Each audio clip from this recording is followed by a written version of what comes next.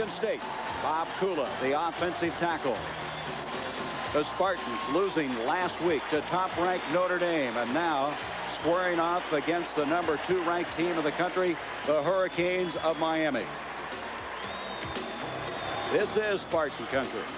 And in the past 2 years, Michigan State has played very well, especially in Big Ten play. 13-1-2. Beautiful day for football. The Spartans going against the Hurricanes.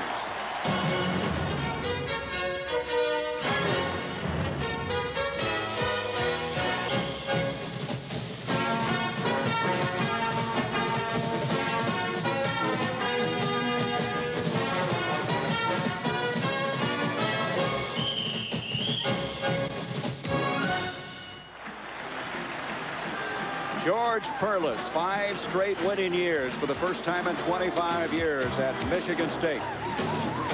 13-1-2 in Big Ten play, and what a day this is. The leaves starting to change here in the Midwest. We're on the campus of Michigan State University with the Spartans playing host to the Miami Hurricanes. Hi, everybody. I'm Gary Bender. In the last 6 years, Miami's been the winningest college football team in the nation. But in the offseason, they lost Jimmy Johnson and Steve Walsh to the Dallas Cowboys of the National Football League. New coach, new quarterback, but same result as they've won all 3 and outscored their opposition 120-13. Michigan State, on the other hand, has a dubious distinction of playing the number 1 and 2 ranked teams back-to-back. Last week, Notre Dame. This week, of course, it's Miami. With me is Dick Vermeil. And Dick, number 1 and number 2, but 2 distinctively different teams from week to week they're going to face. Gary, what you say is especially true on offense. Notre Dame is a fine running team with an excellent option quarterback, and they complement that offense with a superior play-action passing game. In contrast, Miami is a one-back running attack, 4 wide receivers, and they throw the ball all over the field. And believe me, I don't believe there's a better passing team in college football than we're going to see here today. This is a very anxious day for Dennis Erickson, the new coach of Miami. A lot of people saying this is a barometer as to what kind of football team he has. Well, Gary, I really believe people sitting in Miami, especially in Miami, are saying, Coach, prove to me you can pass the test of beating a good football team. The teams you've beaten were not winners. Coach is taking over for teams and teams that have experienced great success, national championships. The evaluation process is always tougher. I've been in the Pac-10 coaching situation for 7 years, and if a coach like Gary can win 9 games there, I'll tell you, he can win anywhere, Gary. All right, we're going to be back. The issue at stake, the Big Ten against the independent from the South. We'll be back with the opening kickoff here from Spartan Stadium in just a moment. Now let's introduce you to another member of our broadcast team. Let's go sideline, and here's Cheryl Miller. Thanks very much, Gary. This should be a very big game for both teams, but a game that will not be played by 2 key players in this game. Starting with Miami, Bernard Clark is out with a sprained knee that he suffered at the hands of Missouri last week. His teammates defensively will miss his leadership and his charisma. As for Michigan State, well, they're going to miss the rushing and all-out toughness of Blake Ezor. He separated his shoulder against Notre Dame last week as well. So we're going to have to wait and see what kind of adjustments that each team has to make without these players. Let's go back to you, Gary. All right, Cheryl. Michigan State won the toss, deferred to the second half, so the Spartans will kick off. You see back deep, Alex Johnson along with Randall Hill. John Langloh will be kicking off for Michigan State. And we're underway. It's Alex Johnson going deep, but there'll be no return on this one. And at the 20-yard line, the Hurricanes will set it up as you look at Craig Erickson out of the West Palm Beach area. Erickson with 8 touchdown tosses, 5 interceptions. And a look at his supporting cast. Carroll, Conley, Dawkins, and Hill. Outstanding wide receivers. They go to the one-back settle up. Chudzinski back after a couple of games out with an injury. Sullivan, Holder, Garcia, Handy, and Searcy. All but one of those offensive linemen are starters from a year ago. From the 20-yard line now, Miami with the first snap. Erickson to throw on first down. Incomplete, intended for Dawkins at the 40.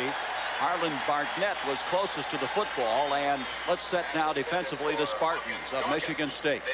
Excellent. They have been on defense ever since George Perles took over. Vanderbeek, Reidinger, Davis, and Willards. Davis is an All-American candidate. All 3 linebackers returned from a year ago, and you'll want to watch 48 Percy Smoe. And then Howler, Iconello, Barnett, and Donaldson, 2 of 4 returning starters from a year ago. Second down, 10 from the 20. Conley goes in motion. Erickson, quick look-in pass complete to Chudzinski, the tight end, to the 27-yard line. Jenkins hit him instantaneously, and it'll bring up a third down and still 3 yards to go. That's what Coach Perlis was telling us. They're going to catch those short passes, but we're going to make them pay the price when they catch it.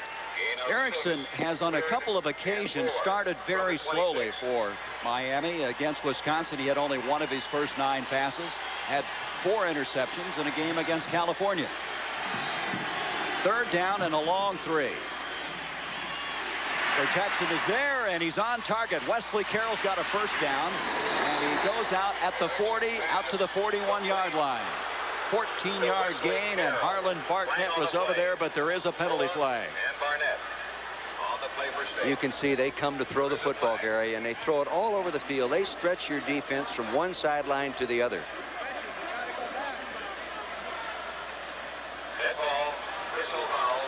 As you take a nice look at this end zone shot, you see it's a straight 5-step drop pass. He's going to throw it to left. 1, 2, 3, 4, 5. Pedal technique. Turn and throw it over there. High percentage throw. One-on-one single coverage. And they don't like to play that man-to-man coverage, but when you get in third and shorts, you've got to play them tight. Well, tack on another 15 yards to the game. It's a late hit on the far side, and so that moves the ball to the 44. We have a split crew working today's game. For the Big Ten is Jim Kimmerling. They have the Southern Independents represented. Does the split crew mean they both get to make mistakes? You're very suspicious.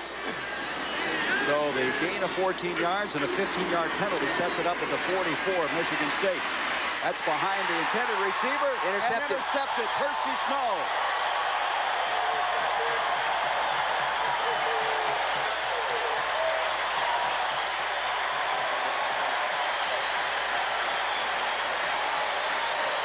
Percy Snow is your middle linebacker sitting right here. The tight end, Chudzinski, is going to come off to the inside. He's going to drop in zone and pick it off. Straight drop back pass. They run a man in motion. Now see, he's looking right over the middle, and there's Percy. Here he is. Now he works back in on the ball. The ball is actually thrown behind him, and that's why it was intercepted. Percy Snow, the leading tackler in the Big Ten, All-American candidate, coming up with his first interception of the year. At the 35, State has it. No score, just underway. Steve Montgomery goes in motion, and penalty flags everywhere, stopping the play. Again, Michigan State without their starting tailback, Blake Ezor. Let's set that offensive picture. Illegal procedure against Michigan State. 5-yard penalty. As we mentioned, Ezor is out of the lineup. Hyland Hickson, who's out of the Fort Lauderdale area, will start in his stead. Enos, the quarterback this year. Montgomery, Hawkins, and Bradley, who caught a touchdown pass last week. Young, Kula, Moten, an outstanding lineman out of Cleveland. Pearson, a former Notre Dame player. Keller and Johnson up front. First and 15. So it's 1st and 15 now for Michigan State back at the 30-yard line. And see, a running type football team like Michigan State is, they don't like these 1st and 15s. Nobody does, but if you're throwing the ball, you think, hey, you can get that in a couple downs, but running it, it's a lot tougher. Look at George. Yeah, George says, who, me? We didn't do anything like that. But they want to pound Miami a little bit. They want to be able to run the football, but you can't do that if you're going to keep going on 1st and 15 and get in those kind of holes. Well, they did do what they wanted to do initially, is they wanted to create the turnover. They did that. Interception now. Jim Kimmerling is still sorting something out on the near side of the field. The one thing we know, they're not going to instant replay. That's right. George Perlis in his 7th year, 5 straight winning years. I don't know if they're having trouble with the clock or what the situation is. We'll try to figure it out as soon as possible. And anyway, George Perlis, 10 years an assistant coach with the Pittsburgh Steelers. Series record, he's never faced Miami, and that's Charlie Baggett alongside him on the right. He'll be wig-wagging the place in. We understand they took 2 seconds off the clock. They want to get those 2 seconds back. I think the official's calling you, Gary. Say hello. Say hello. Hey. I will if it's not collect. Well, Percy Snow, coming up with that interception, had some thoughts about this game. He was, I think, making some emphatic statements all week long. He felt they could play against this #2 ranked team in the country. And he doesn't talk much. No, he doesn't. You know, he's not a talker. But he came out and made some actions speak for themselves as he came up with the interception. So I guess we got the 2 seconds back now. Well, they're still correcting the clock. Now they're running the clock down. And those 2 seconds, you never know, Dick, could be of major importance. So talking about Percy Snow, we asked him, what did you say to Miami when you lined up against him? Here was his reaction. Nothing. Talk is cheap. Let's play ball. I won't say very much. I don't say very much on the field. I just play my game. I let them do the talking. Hey. You think he's serious? Oh, that was a game face. Yeah, he's going to be a #1 face. Yeah. He's going to be a #1 draft choice. Maryland 7. Add to that list. Last week against Notre Dame, he had a career high 19 tackles. Probably many remember in that Rose Bowl game, he was the MVP. They beat USC 2 years ago, 2 New Year's days ago.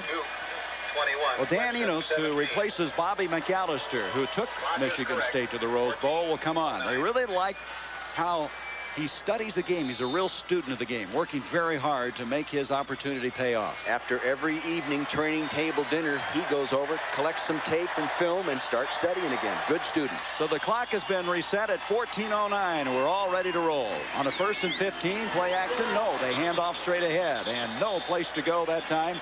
Russell Maryland made sure of that as Highland Hickson is gobbled up. You're going to love to watch Russell Maryland, number 67. He is so quick. And he's joined by Pegues, Kennedy, and Mark, the All-American candidate up front. And then they have a change of middle linebacker. Michael Barrow starting in place of Bernard Clark, as Cheryl pointed that out at the start of the broadcast. And in that secondary, both of their corners have picked off 3. Enos giving off again to Hickson, and Hickson to the 31-yard line. And so they got a long ways to go on 3rd down. Cortez Kennedy over there to make the stop for the Miami Hurricanes. The entire defensive line for Miami can really move. I mean, they can ricochet off blocks. They take on your blocker, and down the line of scrimmage they come. From up here, you'll see an offensive hole open, Gary, and it'll close right now because they can move so quick. I mentioned the interceptions. Berry and Smith have 3 each. 3rd down, 15 almost to go. Handoff straight ahead to Hickson across the 40, and he's going to be about a yard short of the 1st down at the 45. Bobby Harden and Charles Farms, the 2 safeties coming up to make the stop for Miami, but Michigan State will have to punt the football. Hickson's a very good daylight runner. They miss Ezor's toughness, but Hickson has the ability to bust the big one for you. Josh Butlin, 88, goes back to punt. He's the sophomore out of Troy, Michigan. And Wesley Carroll, the junior college transfer, who has just been sensational in the early going for the Hurricanes, goes back to receive it.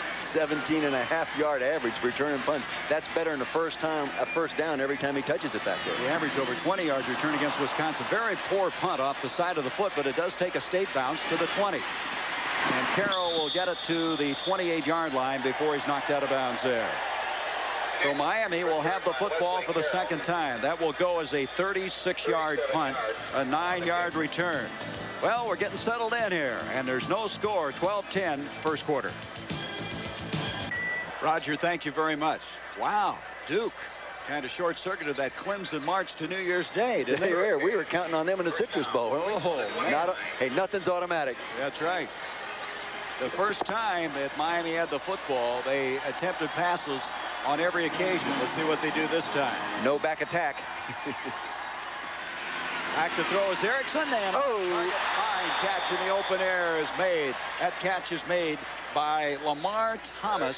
He's a freshman out of Gainesville. That's his 5th catch of the year, and that is a 1st down to the 42. Thomas came in on a slant pattern. He's at the left-hand side of your screen. He comes off the ball about 9 steps. Now he breaks the inside right in that zone. He gets the ball tucked away nicely, and Donaldson comes and makes the tackle, but he hangs on to it. 13-yard gain. They used 6 different wideouts, and now we have a stoppage. Yeah, isn't it amazing how many wide receivers they use, and everybody's happy. They're all getting to play. They all play. If you're going to throw the ball 45, 50 times a game, you're going to get to catch some balls, and you're going to need to play some receivers. Dead ball. Illegal procedure. Miami. That was Shedzinski, the big tight end, number 84, who played his 1st game last week. He had been injured. He'd had a a muscle strain problem, a calf muscle strain, and here he is, a 3.6 grade point student, making a mistake. Too smart to make that mistake. Well, he doesn't make them in the classroom. Let's put it that way. He had a big game last week. He had 8 catches for 101 yards. Do you think they'll run today? I'll bet they will. 1st and 15 now for the Hurricanes. No score. 11:47 to go in the first quarter. They're coming after him. Erickson's in trouble. Coming through first was Carlos Jenkins, 51, and he is a Floridian out of Boynton Beach. And the sack will have a loss clear back to the 32-yard line. There's Jenkins. He was heavily recruited by Miami. His mother is here at the game today, and he was very impressed with Charlie Baggett, one of the assistant coaches. There is a penalty flag, however, inside the 30. You'll note that there is no running back. He has gone in motion. Michigan State game plan is to part of the time when no back here, they're going to come after him. That's what they did. They got to him successfully this time. Of course, Miami will adjust. Here comes Carlos Jenkins, number 51. Gets him. Good pileup. Offsetting penalties. Well, what had happened on the penalty, Dick, is we had offsetting penalties, personal fouls on both teams. So the play stands as is. Back to the 32. Let's see. The 32-yard line is where they're going to set it up. And it's going to be 2nd and 20. Second and 20. Erickson that time, even though he had 3 guys split to the near side, could not find anybody open. 2nd and 20. Comes out throwing. The completion is made to Randall Hill. He's their fastest wide receiver. And he's nailed by Chris Willards, doubling back on the play. They're still going to be short of the first down. The line of scrimmage, the 47-yard line. Here is Hill in your screen. He's going to clean it out. He's going to run a turn-in pattern. Now he's looking back inside to find the hole. Now he moves right in that zone. See that big zone? A lot of room around him. They're going to have to crowd him a little more from time to time in this ballgame. They don't want to get up on him tight, Gary, because he can fly. He's the fastest receiver on the team. 52-yard touchdown catch last week. 15-yard gain. Far side complete. It's Conley, the fullback, and Conley is going to get enough for the first down, coming close to the 46-yard line of Michigan State. Bill Johnson is over there. So on a 3rd and 5, little screen for the first down. Take a look at the big offensive linemen now as they come out in the screen. Straight drop back, set up the screen, the lineman release. Now they have the blockers out. Now watch the back. He comes back underneath the blocks. Good job of running and good job of using that screen wall. Conley only weighs 170 pounds, but he bounces around. On a first down, Erickson. Going deep to Hill. And he can't get to it. Coverage on the far side by Benson Donaldson. That's the game you saw earlier here on ABC. Notre Dame defeating Purdue. Nebraska leading Oregon State. Tennessee, that's down in Knoxville. Boy, they're going crazy. It was raining at the start of the day. Tennessee earlier beat UCLA. They've got to be a good football team. Yeah, later, Colorado going against Washington. Michigan beating up on Maryland. And there's the shock of the day right now. Duke over Clemson. 2nd and 10. Chudzinski overthrew him. He was open, the tight end. And again, Dick, I mentioned this earlier. Erickson has been a slow starter. It seems as though it takes him a while to really get everything rolling. Well, just remember this. You know, he didn't play a lot of football last year. He only threw the ball 49 times last year. And each game he comes in, he's gaining experience, figuring out what the defense is doing. The coaches are making adjustments, looking at coverages, and he assimilates that information, and pretty quick he's completing passes. That time, I think fundamentally, he just didn't follow through in his pass, and he threw it over the top. 3rd and 10. Thus far, Miami has converted on 2 third downs. Conley goes in motion to the far side of the field. Erickson looks that way. He's going to him. Conley's got it, and Conley's got the first down. Boy, do they stretch it. Is he quick to the 36-yard line, first down? Do they ever stretch you out all the way across the field? You can see what I'm talking about, stretching the field from one side. Here's the receiver, here's the receiver, here's the receiver. A lot of area for that defense to cover, especially in the zones. Now you'll see Conley up on top. He's just taking the layoff, pops it. Now there's room. He gets up there. He's a fine running back. He can make people miss when he gets to carry the ball. So they convert on another 3rd down, and they have another first down, this time short of the 35. Conley And Conley moves to the 31. Check that. Alex Johnson, who checked into the football game. Yeah, they play 3 or 4 running backs, too. When you only have 1 running back in a new offense, you know, you're coming into Miami, they'd been a 2-back attack. The running backs were concerned, hey, only 1 guy, you know, we won't get to play. No, sir. Dennis Erickson, they just rotate those guys in. Well, it's an exciting offense, and they're using a lot of people to make it work for them. Very sophisticated attack. 2nd down and 6. 3 wideouts on this play. Conley has come back into the running back. Now jumps into the wing. And checked off. Erickson looking to the near side. The pass intended for Pee Wee Smith. Can't hang on, and he had trouble coming. Donaldson, the cornerback, coming up on the fly. Might have intimidated him a little bit. I think he heard him coming. Here's Pee Wee right here, number 18. He comes off. It's just a little quick move now. See, he looks outside. Now he hears him coming. Ooh, he sees that he can hear those footsteps. Wham! He gives it to him. Pee Wee's real name is Demetrius Devon. Maybe I'd be called Pee Wee too, huh? 3rd down and 6 now for the Hurricanes. I've been called worse than Pee Wee. Conley goes in motion. So it doesn't leave a running back down behind Erickson. They've got the blitz coming. The blitz coming from Jenkins. He gets it off to Wesley Carroll, and he goes out of bounds at the 24, a couple of yards short of the 1st down. You see how quickly Erickson, the quarterback, has adjusted to the blitz with the man in motion. No backs in the backfield this time. He reads it, pops it off quickly. He knows he's in trouble. Offside, however, against Michigan State. Dick, one thing that George Perles told us, he didn't want to have to blitz. He'd like to put enough pressure on without blitzing. The whole game plan is to try to get the heat with the 4 down linemen and rotate the linemen if they get tired, because that's maybe one of the most physical things to do is rush the passer. And he wanted to get the heat with the 4 guys. He says, if I commit linebackers and everything in the Red Dog, I have to play man-to-man, and then I'm playing right into their game because they do it so well. Well, he has a lot of depth at defensive line, as he could go with 2 different units, which should help through the course of the day. By the way, you saw that Baltimore-Toronto score a while ago. A reminder, ABC will have that game tomorrow if Baltimore wins. So we'll keep you posted. A lot going on this weekend in football as well as baseball. The 1st down now being marked at the 24-yard line. Erickson, straight drop back. On target, it's Carroll again, and Carroll wrapped down. Coming up as Barnett drops in at the 18-yard line. Now, Gary, the Michigan State coaches feel that Miami will probably move the ball pretty good in between the 20s. But when they get them down inside the 20, they feel that's when they can now tighten up because they don't have as much field to cover and get after them a little more physically. That is the receivers. Get after them. There's the score in the 4th inning. What a dramatic win by Toronto last night in the Sky Dome. Well, this is what they call the critical area. Inside the 20 we're talking about. And they attack it this time with Alex Johnson.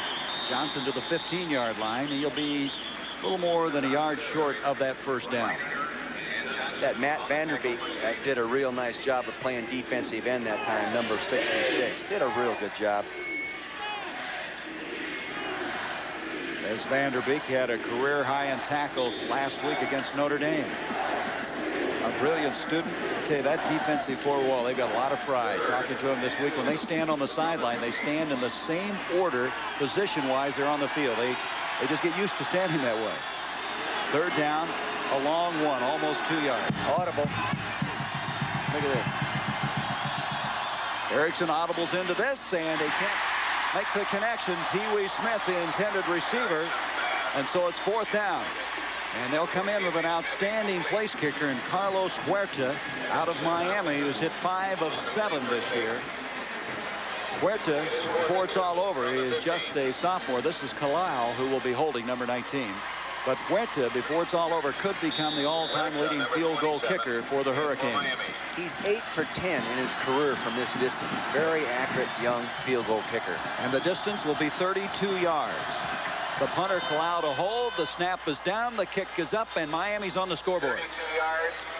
So the Hurricanes take the lead 3-0 with 7 minutes 56 seconds to go in this 1st quarter. Michigan State playing another giant, this time number 2 ranked Miami. Miami on top of Michigan State after that 32-yard field goal. George Perles, coach who Miami, number 27, Carlos 13-1-2 in Big Ten play. And a coach who 2 years ago won the Big Ten championship and beat USC in the Rose Bowl. Huerta kicking off. Very short. They have some confusion. The short man is Montgomery picking it up. Steve Montgomery.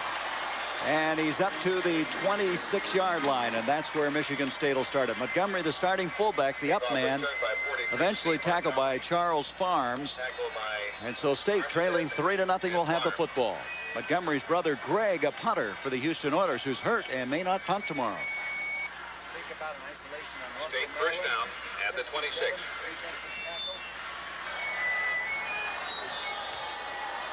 From the 26-yard line, receiver split wide left and wide right. Courtney Hawkins to the near side. James Bradley to the top.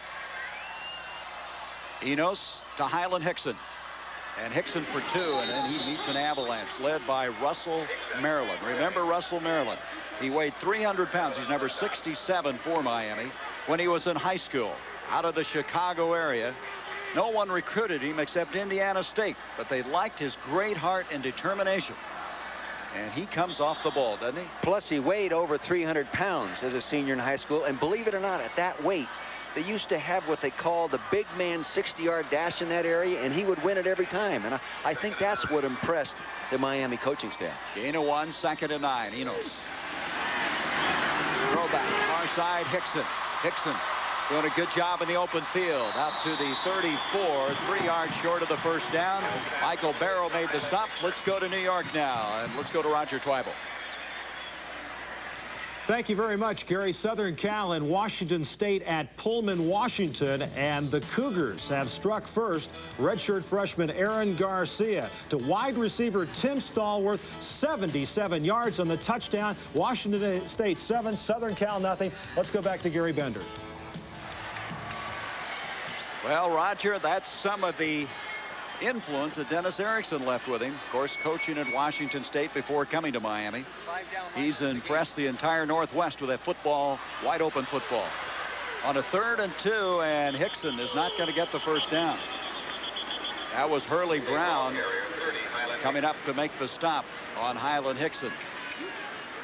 Gary, they're going to the game plan, putting in 5 down linemen, taking out an extra defense, taking out the defensive back to counter this strong running. 5 guys, a little tougher to block that point of attack with 5 linemen up there.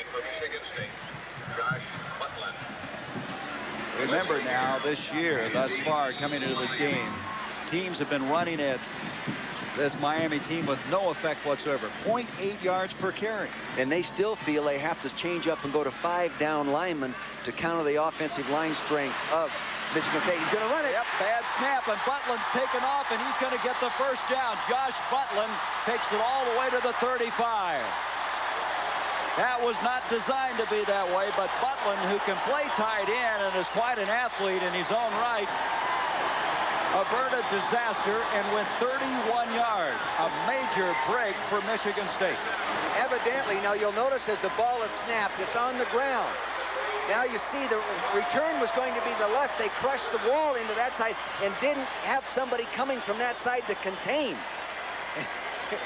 That's a great thrill for a punter. You know what's interesting about that? That's the longest run from the line of scrimmage this year for Michigan State. Hey, you got to get it any way you can get it. That's right. Well, you know, the guy that snaps the ball is Mark Shapiro. Now, he had a bad snap in the first game. First field goal attempt. That's right. And had a little trouble with that one. So first down at the 35. Enos in trouble. And coming through quickly was Richard Newbell, a senior, who was a junior college transfer from Bakersfield, California. They go all over to get their football players. Bakersfield, California to Miami. So the loss back out to the 43-yard line. Well, Butlin is one of those guys who's an athlete. He's 6'5", 230, and really lifts weights effectively. So he was one of those guys, I guess, a situation like that you'd have run with a football. Have you ever heard of a punter that bench presses 405 pounds? No. What's going to do, squeeze the air out of that ball or what? He's got to be the strongest punter in captivity. 2nd and 18. Second down, 18 now for Michigan State. They trail 3-0, trying to capitalize on that outstanding effort by Butlin. Here's Enos on the option and cuts it inside the 40. It's a good thing he didn't pitch that out, because the running back, Highland Hickson, started to go the wrong way, and if he'd have pitched it out, there wouldn't have been any running back there, Gary. At least that's how I saw it. Michael Barrow is over there to make the stop. Now Baltimore leading 3-1. If the Orioles hang on, then Sunday you will see the game here on ABC. Okay, those Orioles have just continued on. It'll be 3 o'clock Eastern, the start of that game. You really follow that stuff. Yeah, I do. 3rd down now, 14 yards to go. Eno's back again. And it's intercepted. No, almost picked off the hands of Barrow. And also, that's Maurice Crum, number 49. Now, Crum had an interception last week for a 30-yard touchdown against Missouri. Well, he's had 3 pass interceptions in his career. He was a second-string All-American last year, and definitely an All-American candidate this year. He can really move, this guy can. 4'7", he's a little bit undersized in terms of height at 6 foot even for an outside linebacker. But, boy, I'll tell you, he can flash. That front 7 can run. Quicker than you. And now we have a timeout by Miami. Wesley Carroll saw something in that punt return unit he didn't like. So Dennis Erickson's crew will get that straightened out. We'll be back 3-0 in favor of the second-ranked team. Steve's starting to change. This is a magnificent setting for college football. 76,000. As now Butler will go back, and I assume he's going to punt the football. And I guarantee there'll be a contained man on each side of the punt return. Carroll back at the 10 waiting. Butler will try to keep it in the field of play. Angles this one for the corner. Too far, and it'll be a touchback, and Miami will bring it out and start from the 20-yard line. Penalty down. Yep, another penalty flag. This one back at the 36-yard line.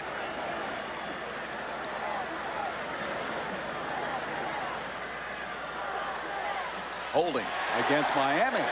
Now it was 4th and 14 before that punt.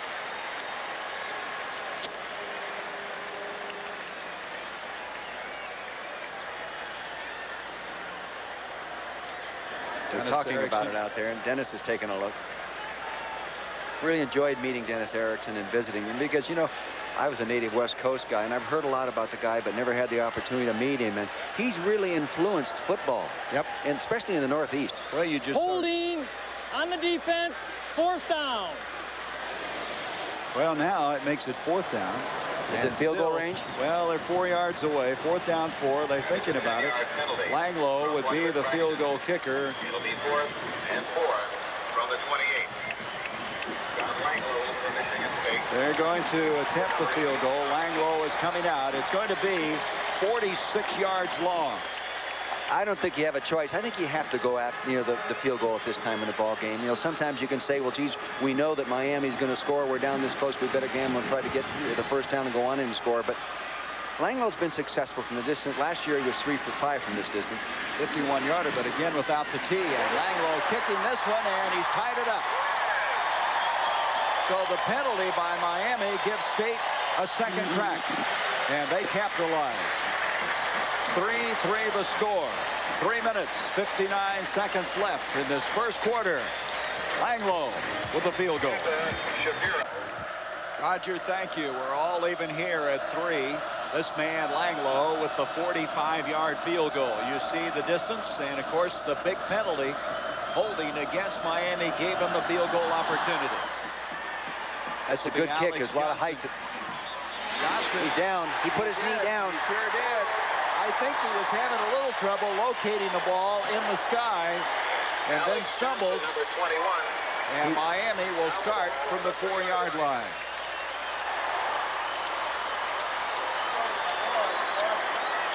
You'll see that Alex Johnson, number 21, right here, as he goes forward to catch the ball, he drops down on the right knee. He's down. See? Yep. This is not the NFL, young man. Well, I think he was really having a tough time. Yes.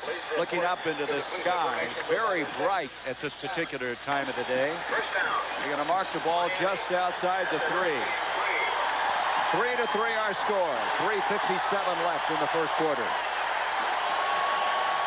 Conley, the fullback. No place to go.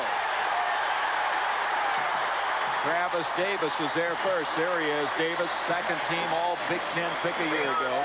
Conley, 28 Conley carries. Willards, one of those veteran people up front. They have 4 seniors in that starting defensive line.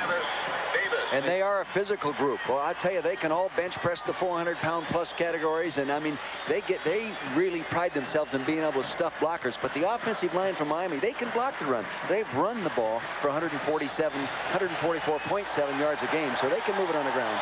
Second down, virtually 10 yards to go. Audible. Erickson, far side, Lamar Thomas. Thomas has a first down as he backs up to the 15-yard line. Benson Donaldson. So they get out of a big jam. To Lamar Thomas. Donaldson on the tackle. Here he is up there, the left-hand side of your screen. He just runs a little hitch pattern, turning in, looking for the football. A lot of cushion, a lot of cushion. That's Michigan State's philosophy. We won't see them up there playing tight coverage very often in the ball game. They just don't want to give up the bomb. Donaldson playing very soft as an end result. First down at the 15. Erickson deep drop. Being chased. Flag on the play. Gets it to Conley. And Conley is gobbled up at the 19-yard line. Percy Snow eventually there. But the guy that was really coming on his backside was Tim Reidinger, who made Erickson get rid of the football. They had good heat. They were trying to get the screen off. The penalty is against Miami. All right, 79, your offensive right tackle. Right here is the guy they call for holding. Now, that's Mike Sullivan. See the screen? He's supposed to let him go into the screen, but evidently they saw his right arm wrapped around him. The referee called it, not the umpire. Holding Miami. Mike Sullivan's 27 straight starts prior to today out of the Chicago area. And a bright young man, 3.8 grade point average, National Honor Society member in high school. You know what he wants to do? He wants to go back to Chicago and be in politics. That's a good city to be in politics. There's no politics in Chicago. No? No politicians, you mean. First down now, 17 after the penalty. Erickson not out of the jam yet, and you can see changing the play. Quick hitch, quick hitch. No, out. And too tall on the far side for Dawkins. That's a personal there's foul. going to be a personal foul. A hit late from Benson Donaldson, number 25. Well, they might have called that was not a catchable football, and he hit him anyway. Benton Donaldson is a little upset. Pass intended for Dale Dawkins. It's an out pattern, number 11. See him right there. Personal foul. Dale Dawkins. Now he goes up for it. Now you see Benton Donaldson. He's down. He came up underneath him. Yeah, they're going to call that every time, and it should be called. You look at Donaldson. He's being tested early and a little shaky over there. Well, We have a dead ball, personal foul on the defense, first down. it's one thing to be intense, Gary, but it's more important to be intense and control it so it helps you win the football game. Don't allow it to work against you. He wants them to be tougher, and he wants them to be meaner, and he wants them to be stronger, but he also wants them to be smarter. May add that to the quote next week. Yeah. First down by penalty. So the penalty gives the Hurricanes a first down to the 22. 3-3 the score. 2.5 minutes left in the first quarter. They're going to run the football. You watch. One of these days, they're going to run it. Well, here it comes. This is Conley. And Conley just across the 25-yard line. Conley carried. That's Reidinger, the man we mentioned earlier, out of Ferndale, Michigan. Tackled by Tim He was the Reidinger. offensive player of the game in the first game against Miami. The interesting thing about Michigan State, they played 2 Miami teams in the first 3 weeks of the season as they beat Miami of Ohio in the first game of the year 49-0. Second down and 7.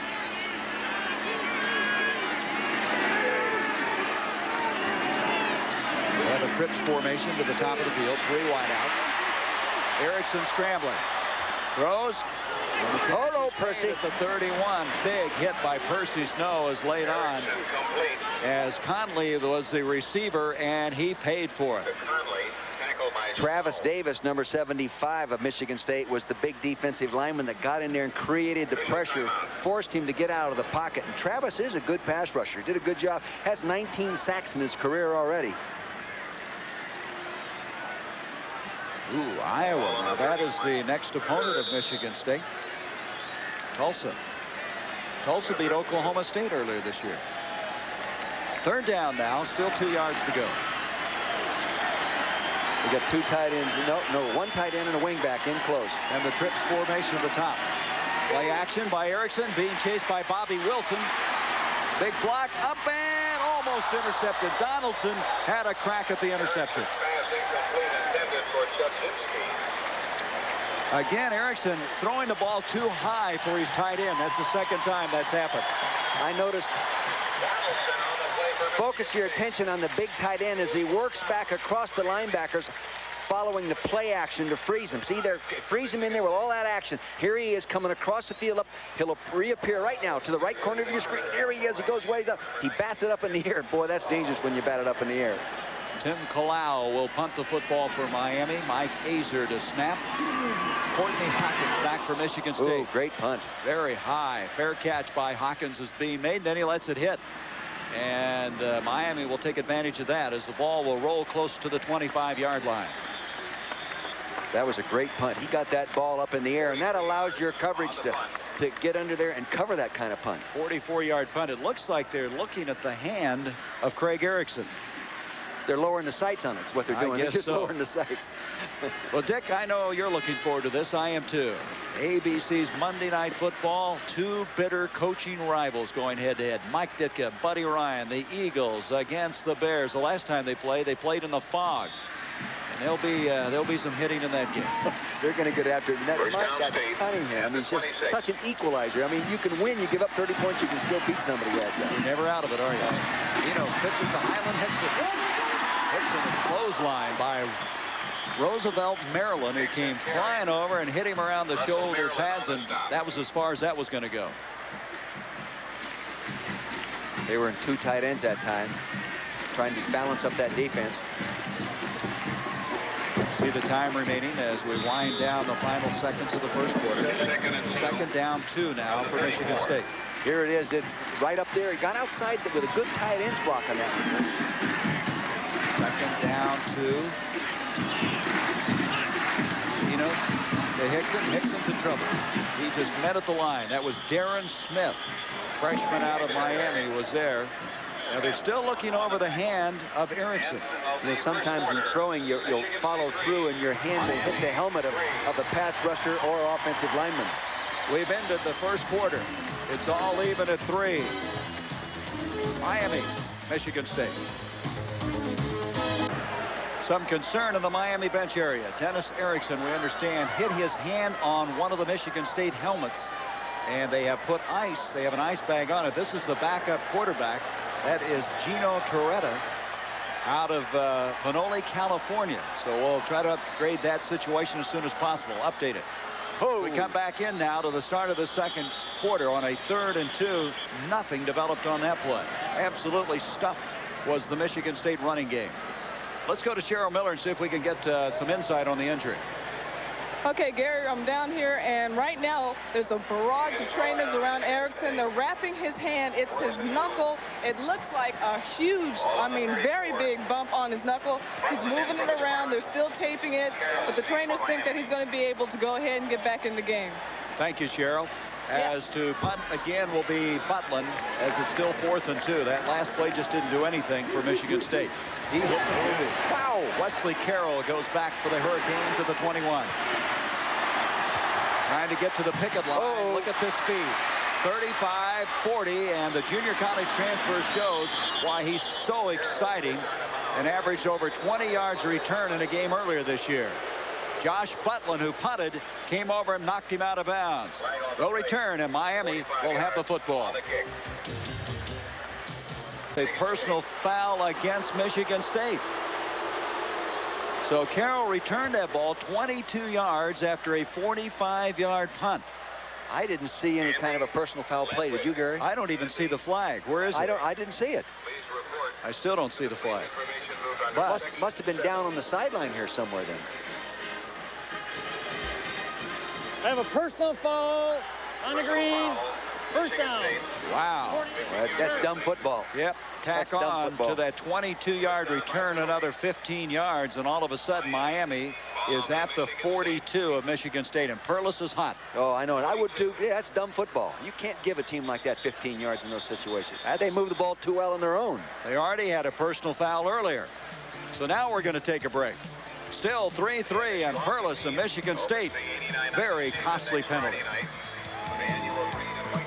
Here, Craig Erickson has returned to the huddle. On tape a moment ago, we take a look at his hand. You can see he's wrapped it. He had ice on it earlier. Be interesting to see how that will affect him. And you see him moving that finger. That's the release finger that gives you the touch on the ball. Here's that counter play. The counter goes to Conley. Conley gets a yard, and that's all. And Percy Snow is there. And Snow, in the early going, has really acquitted himself well. Travis Davis also there on the stop.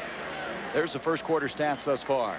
Michigan State, 1 first down. That shows the strength of the Miami's defense, and they've been playing like that in the 3 previous games. Well, the interesting thing about the penalties, 3 personal fouls against Michigan State. That's not smart football. At the 41-yard line, 2nd and 9. Erickson's got a lot of time. He tried to hit Chudzinski. He and Chudzinski are not on the same page. That's 3 times he's overthrown his tight end.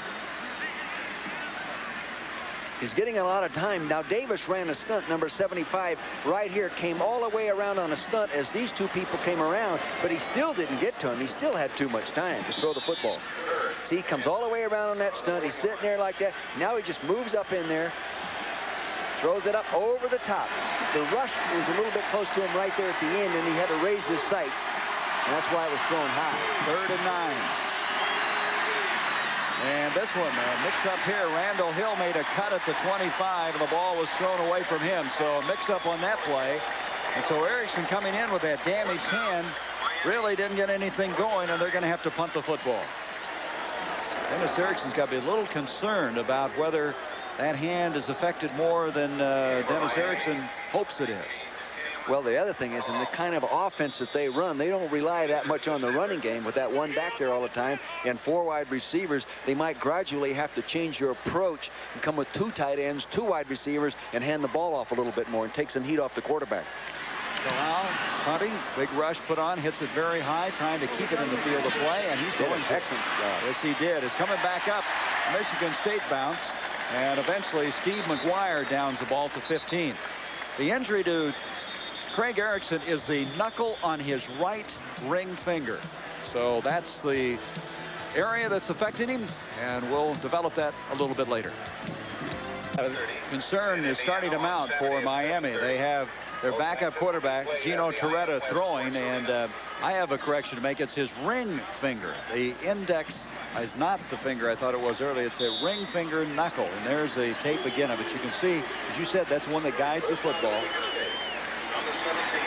It'll be more sore tomorrow. He might still be able to play with that thing.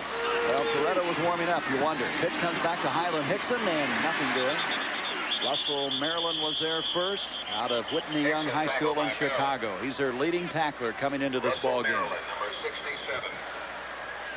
Be a 2nd down coming up, maybe a yard gain on the play. Hickson has had 80 and 84-yard games, the first 2, and there's Torretta, the man we're talking about.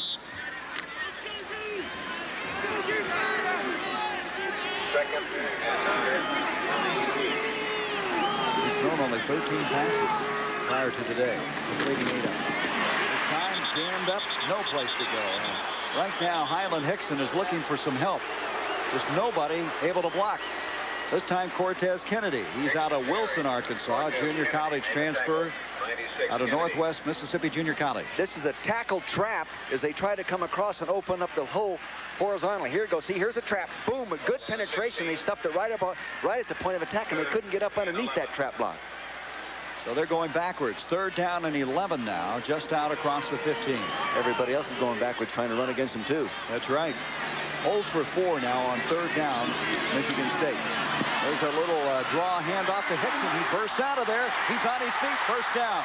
Fumbles the ball, but I believe it'll be ruled down where he hit the turf. One guy signaling they got it. Miami has a football. Wait a minute. One guy signaled that he had it, the other guy didn't. No, it's still overruling it. It's still Michigan State. Yeah. You're right, though.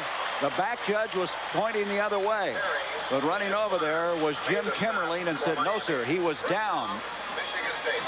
Great running on a draw play, 3rd and long, intense running. And you mentioned this earlier, Gary. He's a daylight runner, meaning he can find the place to run. It doesn't have to be a specific point of attack. They pick up the stunt inside. He finds that daylight. Now watch the leg action. Now he pulls his leg. See up over the top, Gary? Good running. He's got those big thighs that people bounce off of him. This time no one bounced off, though. They dropping Cortez Kennedy for no gain. Cortez Kennedy is giving Eric Moten, the offensive left guard, some problems. He's man down now for Michigan State. Getting up very slowly was Hickson. Hickson is limping. Hyland Hickson, number 30, coming to the near sideline. He's saying he's okay, but he's taking himself out of the game right now. And that means we'll have a change. Tico Duckett, a freshman redshirt, will come in. Tico Duckett is their best outside runner. Now, you see on your screen Hyland Hickson. He is from Fort Lauderdale, Florida. His younger brother, 14 years old, was here yesterday in the locker room. I was visiting with him. You know, he's from the same high school, Lorenzo Whiteman. Hickson will leave with 42 yards and 11 carries. Zenos on a roll. Throw back, far side. Complete to the man who just checked in, Duckett, and he tries to get back to the original line of scrimmage. Duckett has that great speed. 3rd in the state in the Class A 100 meters in high school as a senior. He can fly. So can the guy that tackled him. You just saw a moment ago, 49, Maurice Crum. They can all run over there. Yeah. Those guys can all run. Looks to me like Toretta's getting very serious about coming in and being the quarterback. With Toretta coming in, you don't know an awful lot about him. I know Michigan State doesn't know anything about him. I don't know much about him. I know this. Erickson. He's a 61% complete this year for 8 for 13. Well, that's only 13 passes. 3rd and 11 now. A draw handoff. That's Duckett from Kalamazoo, and he's out to the 35. It'll be 4th down. Darren Smith and Maurice Crum. Boy, Crum is all over the place. They say he has radar in that helmet. He runs a 4.6 40. That's fast for a linebacker. I know it. He is so quick in reacting. He has the great instinct. Besides playing the responsibility of his defense, he can lead the responsibility once he's carried that out and flash to the football because he always is aware of where it is. That's Carroll awaiting the punt now from Butler. 9:56 left in the first half, 3-all.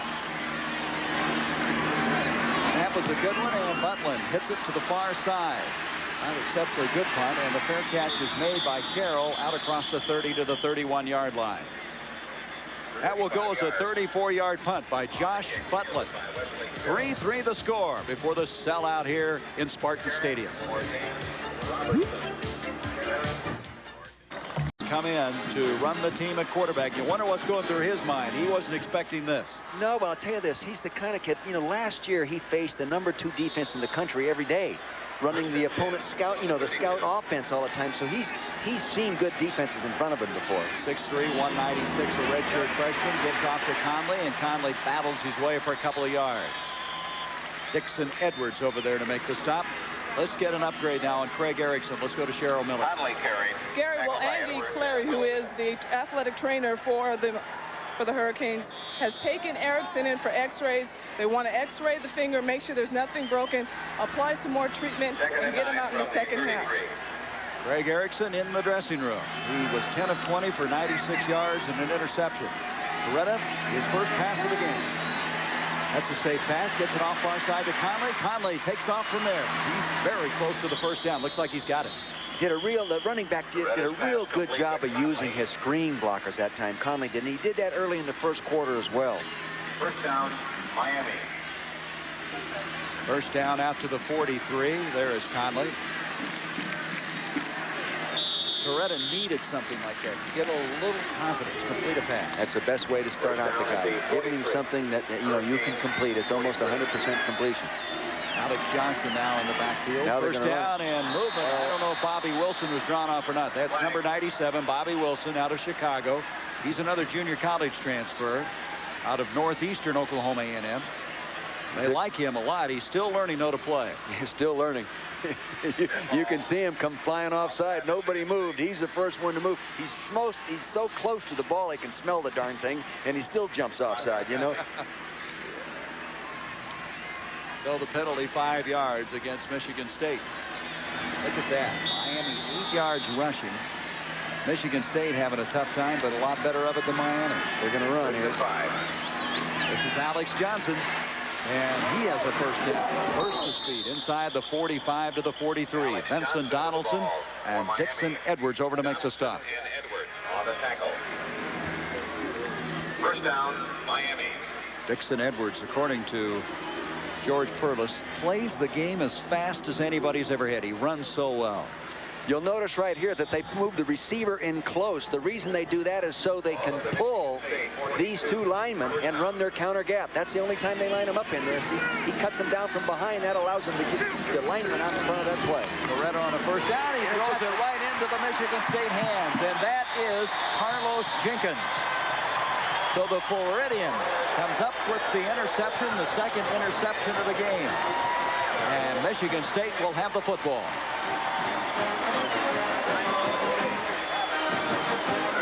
There is a penalty flag, so hang on.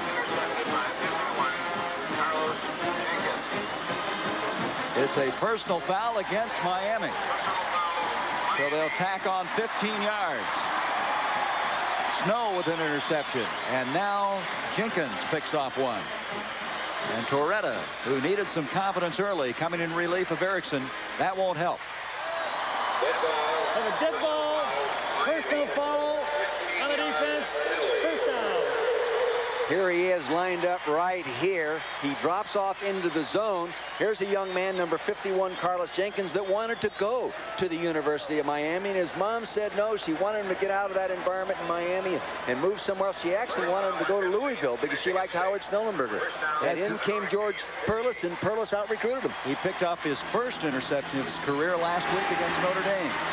Enos has it broken up. I think that's Maryland who got his hands up. Russell Maryland, we mentioned him earlier.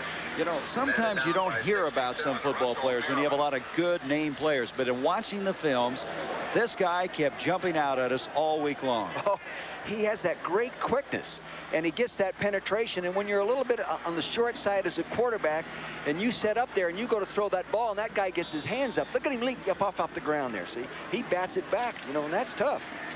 You say he has a heart as big as the state of Maryland. Second down, 10. Enos again, setting up. Turning up a screen. It's complete to Scott Seltzer, who's in a tailback. And Seltzer's inside the 45 to the 44. Cortez Kennedy over to make the stop. Now, you know, Hickson took himself out of the ball game. I guess he'll be able to continue, but right now Scott Seltzer's in his place. Third down coming up, still 6 yards to go. Third down, 6 from the 44. It's a screen pass. They get that good rush. See, they want to slow the rush down by letting them get upfield, then get the screen off. So you see Seltzer catch the ball. Now, the important thing for a running back to do here is to get up underneath those kick-out blocks, and he got underneath the first one. Third and 6. Enos. Oh, threw it beautifully. Woo! And Courtney Hawkins has it, first down. There were a lot of hurricanes in that vicinity, but he was on target.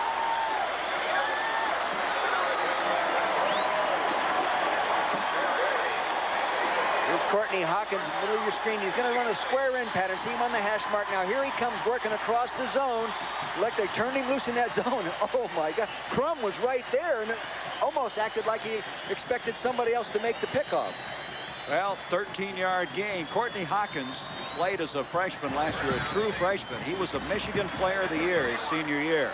He has a lot of Andre Rison's ability. Doesn't have his speed, but he'll jump and leap and go after it. Oh, there he is again. Oh, my gosh. Where'd he come from?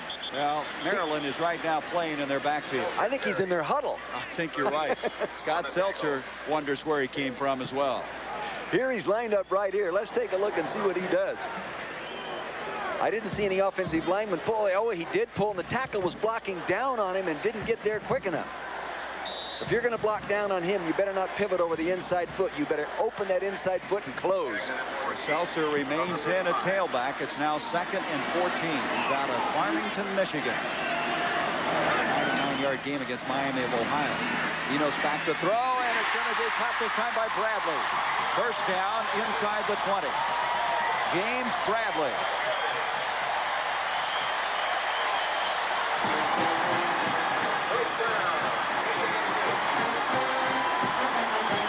You're going to see Bradley, number 3, as he comes off now. He's going to work across the zone defense. See, he's just working there. See, he's not running full speed. He's looking for the hole. He found the hole. The ball was there in time. That's the critical thing. Get the ball there in time. Bradley, a junior college transfer out of Ellsworth in Iowa. Had a 30-yard touchdown catch last week. 15-yard game. Seltzer. And he's inside the 20 to the 18. They went to a 5-down lineman defense again that time. Boy, that's tough to run against. 5 big horses in there, and they can all move. There's Newbill in on that particular tackle. Brings up second down.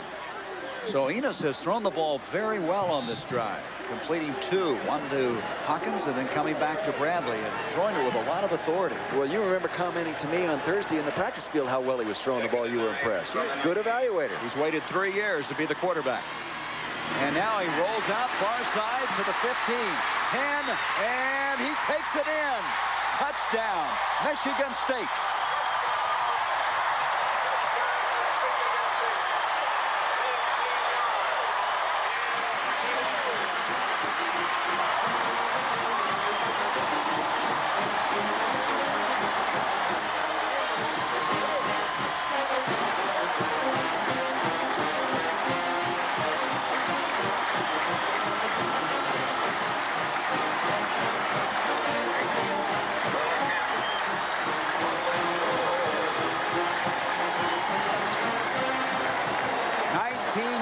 On the bootleg.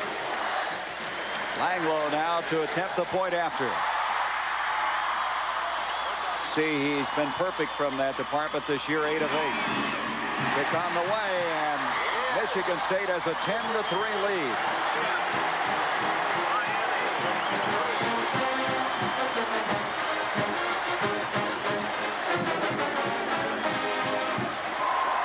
Enos did a great job setting it up with a fake. And 19 yards later, he takes it in. Will have its grand opening ceremony on November 9th, 1989. It cost $43 million to build and will seat 15,100. The first basketball game to be played here will be on November 21st, 1989, between Michigan State and the Soviet national team.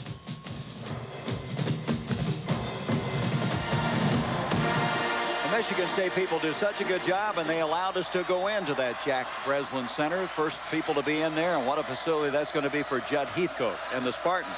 Well, Dan Enos threw his first touchdown pass, now his first running touchdown of his career. This was action away to get the flow this way. Comes out, it's run all the way. There is no pass-run option on this. Gets the fake away, lineman pulling, he's out there, it's a naked bootleg. Now he has the running back out there, Steve Montgomery, who gets a key block downfield. He gets it in the end zone for 6 points. Boy, he had some good footwork, didn't he, to stay in bounds?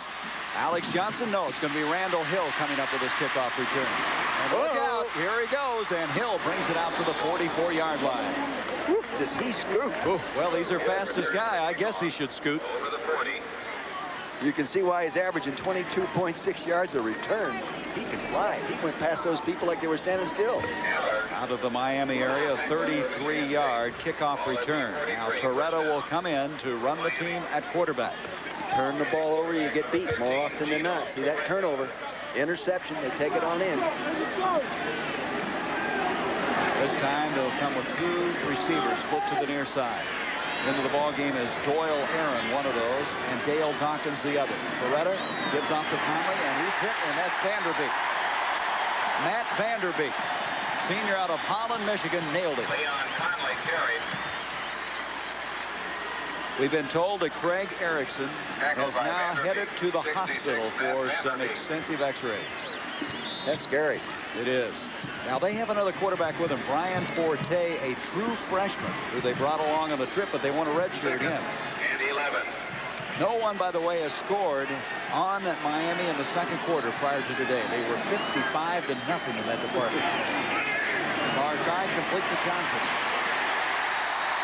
He's to the 45-yard line. Dixon Edwards is over there. Michigan State reacting pretty well.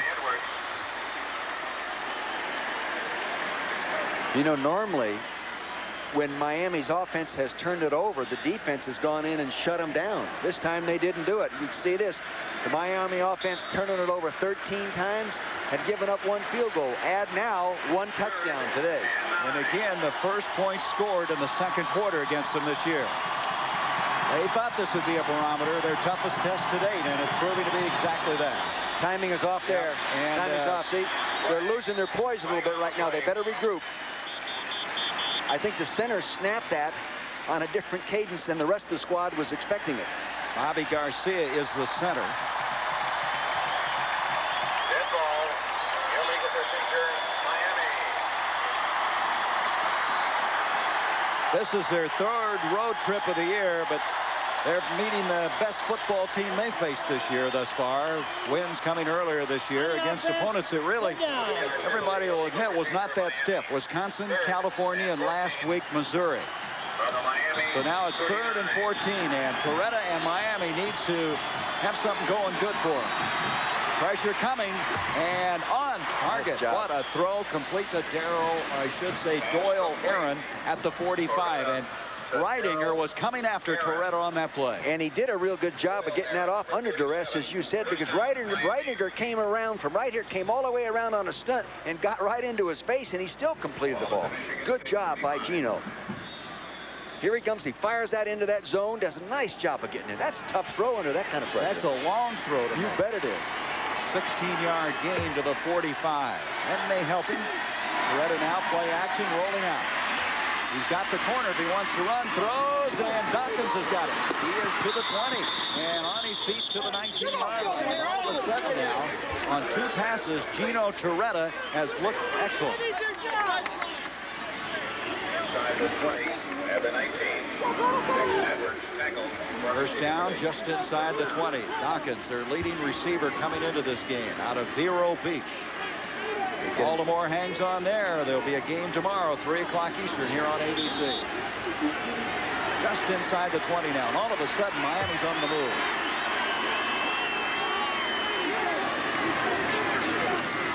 Torretta up the middle. Chudzinski, the tight end, and that'll be good for 8 yards. Percy Snow on the stop along with Donaldson. Snow made the tackle.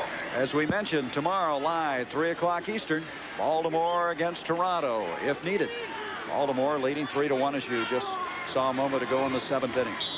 Chudzinski, glad probably have Torretta in there. That's the first catch he's made, the first ball that's been thrown within the area where he could come up with it.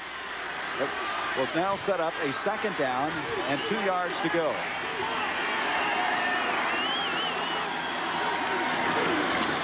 Hand off to Alex Johnson. Has the first down, goes out of bounds at the 18-yard line. Should say 8-yard line, and Vincent Donaldson over there to make the stop. First down, stops the clock with 2:58.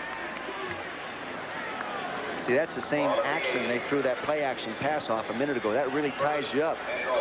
The Prudential College scoreboard with Roger Twyba will be coming up at halftime. Scores, highlights.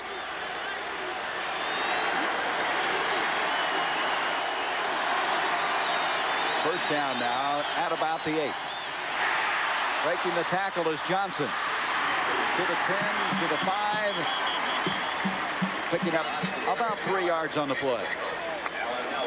Alan Haller coming over out of the Lansing area. His mother's a teacher here. Haller makes the stop, the 5-yard line. 2nd down there. I wonder if this kind of offense frustrates Percy Snow, the All-American linebacker candidate, the big inside linebacker. He doesn't get to hit many people running the ball. You know? Well, they stretch it so much horizontally. 2nd and goal from the 5. Conley comes in motion.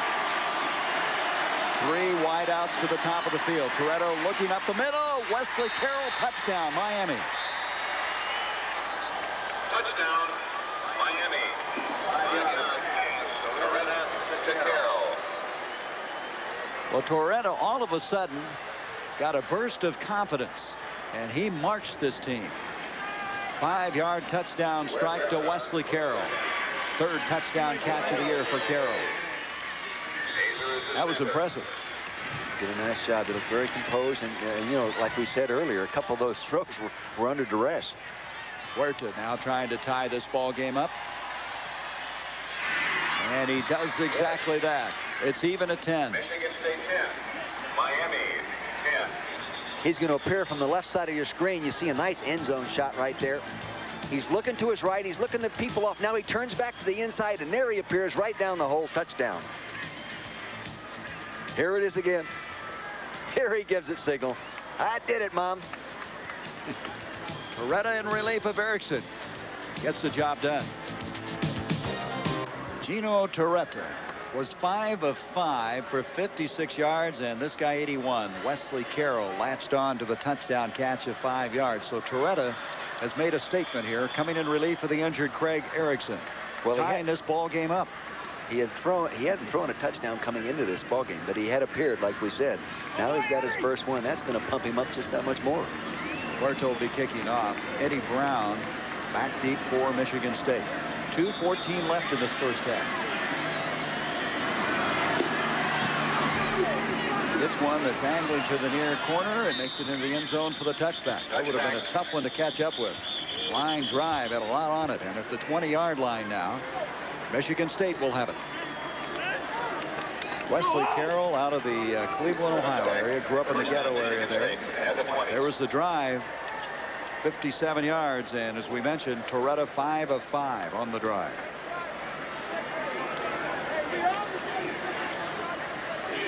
So from the 20-yard line, the second-ranked team in the country, Miami, having their handful as they are now tied with Michigan State at 10. Gary Bender along with Dick Vermeil and Cheryl Miller. Sellout crowd here at the 2:14 mark of the second quarter. Fletcher is belted. Absolutely no place to go, and the All-American candidate Greg Mark downed him there. They talk about him as being just a big, tall basketball type player. He just runs around so well. Lean, not all that big at 244 pounds. Well, I mean, he's been in the backfield most of his career there. 21 sacks, 84 quarterback pressures coming into this ball game. And as you said, he was an outstanding high school basketball player. Well, he dunked the ball, and Jimmy Johnson was so impressed he recruited him. But they say he just runs around like a big, lanky basketball player.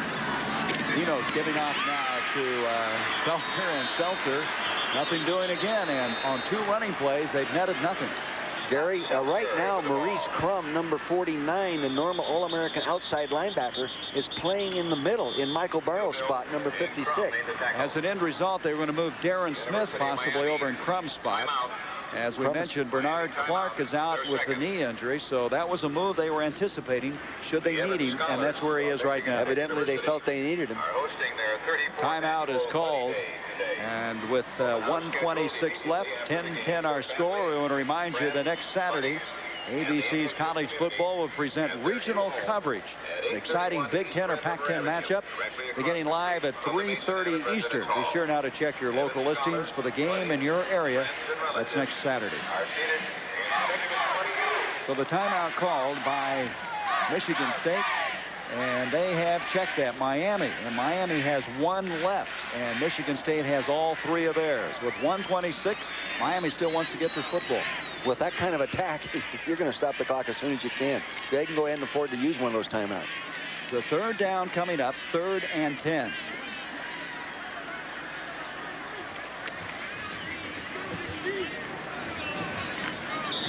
Ryan Smolinski has checked in at a wide receiver spot along with Courtney Hawkins.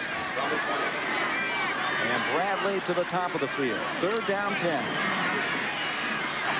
Smolinski, who just checked in, makes the catch. It's going to be short of the first down, however. He needed to get out close to the 30, and Roland Smith was over there to make the stop. So it'll be 4th down. Number 12, Smolinski. Just a simple little out pattern. You notice at this time that they roll the quarterback out to get him out from beneath that pressure that you could receive from inside. Now here he is, just running a little out pattern. Here, see him pivot to the inside, out to the sideline. But it's still short. 4th down and a yard to go. So Butland will punt. Miami with 1 timeout remaining. Hey, let's go now. Let's go. We understand that Craig Erickson has suffered a fracture on the knuckle of the right hand and is out for the remainder of the game. Snap to Butlin, and he hits a wobbly one to the near side. And a flag is thrown as the ball will be blown dead at the 33-yard line. 1:10 left now in this first half. That will go as a 39-yard punt. Let's see what the penalty's all about. Well, that really changes the picture for Miami. They have a true freshman, Brian Forte, who they wanted to redshirt, but if Erickson is out, they may have to get him ready to play along with Torretta. Well, that red shirt's going to turn into a white and orange shirt, because that's what it's going to turn into. Face mask violation against Michigan State. Boy, I tell you, George Perlis's team has really been shooting themselves in the foot, haven't they? The personal fouls, and he's got a disheveled look about him right now. First down. You think he might bring that up at halftime? Oh. Well, lads, I'm a little bit upset with you. You've committed a foul or two. He's a very intense, tough guy. And he treats these kids just like he treats his own kids. You know, he did. That's a tight family. Yep. He's going to say, gentlemen, you have committed a few discretions. And I am whizzed. Torretta back now with 1:09 and 1 timeout. And Carroll intended receiver overthrown. You know, Mike Iaquinella, for some reason, took his eye off the ball and went for the receiver. If he'd have watched the ball, I think he could have picked it. Well, Carroll is still down on the field. So Wesley Carroll, who caught the touchdown pass a moment ago, hit the ground hard. I don't think Iaquinella made contact, did he? When he came flying up, there is Carroll. Carroll, coming from the Cleveland area, has really battled back from some adversity. His mother was murdered. He's had a brother who's had all kinds of problems, but he's come to Miami and he's reconstructed his life. Here's the end zone shot. Now you'll see the safety 44, Mike Iaquinella. I don't think he hit him. I think he just came down hard on his right shoulder. Taking another look. See him reaching for the ball. Now he's coming down. Watch his right hand, right shoulder. I don't think there's any contact made there unless a foot hit him in the helmet. I think it was one of those impact type things hitting the playing surface. He's up, as you can see, walking. Iaquinella is 6'4". That is tall for a safety. I really think he took his eye off the football and started watching the receiver, and if he'd have maintained concentration on the ball, he might have had a pass interception. Second down, 10 now. 1:06 left in this first half. 10-all from Spartan Stadium. Trips receivers to the top of the field. 3 wideouts. Conley in motion. Torretta to Dawkins. Dawkins gets 8 yards on the play. Percy Snow, Carlos Jenkins over there. Miami in a hurry-up situation now, going without the huddle. You see the time in the right-hand portion of the screen. They set the ball. 3rd down, a yard to go. Officials timeout. They were seeing if he got the first down. That's the reason he stopped the clock, and the fans booing because you shouldn't stop the clock unless you move the chains. So they were saving some time for him. And now a flag is thrown as they give off to Conley. Movement. Yep. What was being booed is the fans thought that clock should have continued. The officials were trying to see if they need to measure for a first down, I think. And in the interim time, they had stopped the clock. And now with 40 seconds, let's see what this is all about.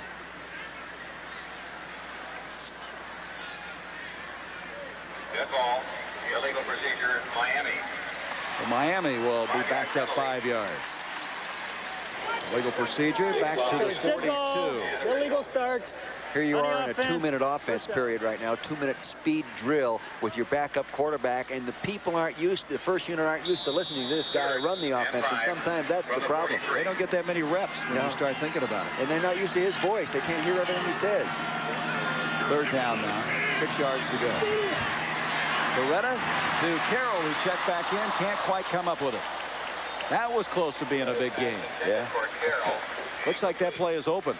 Well, they're throwing down the seams of the zone. They've got you stretched from sideline to sideline, and they're trying to hit the creases in between the defenders.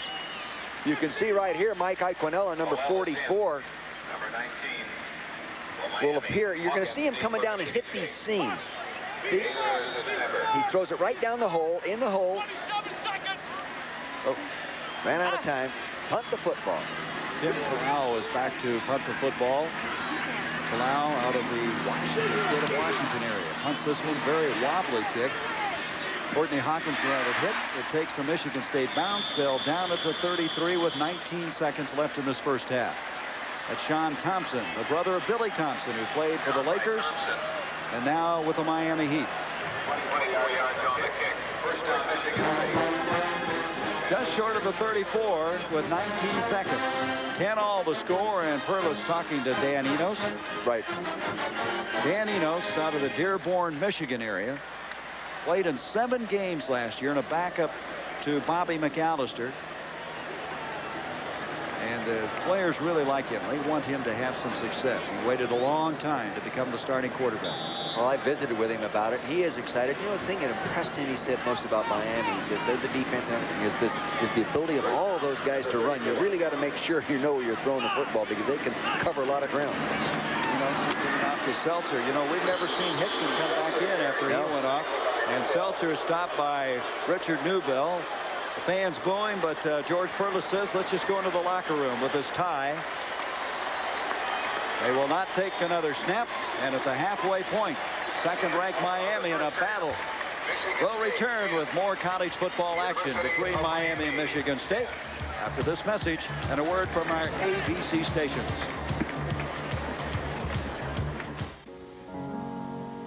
It's been an emotional 6 months for the Buffaloes since their quarterback was diagnosed with inoperable stomach cancer on March 30th. Onesi's teammates have dedicated this season to him. The senior from Oceanside, California, led the Buffs to 3 come-from-behind victories last year and an 8-4 record. And along with best friend Oakland Salavia, they formed the Samoan connection.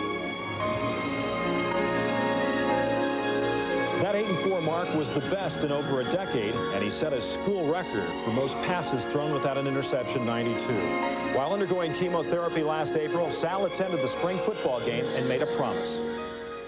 God bless and see you next year.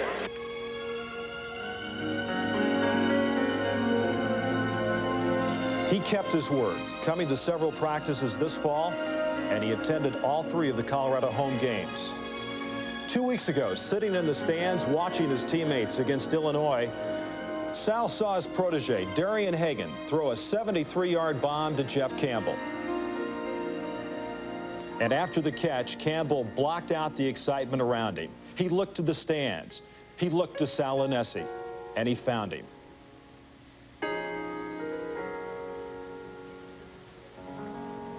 The Colorado players felt that Sal had pulled them together as a team.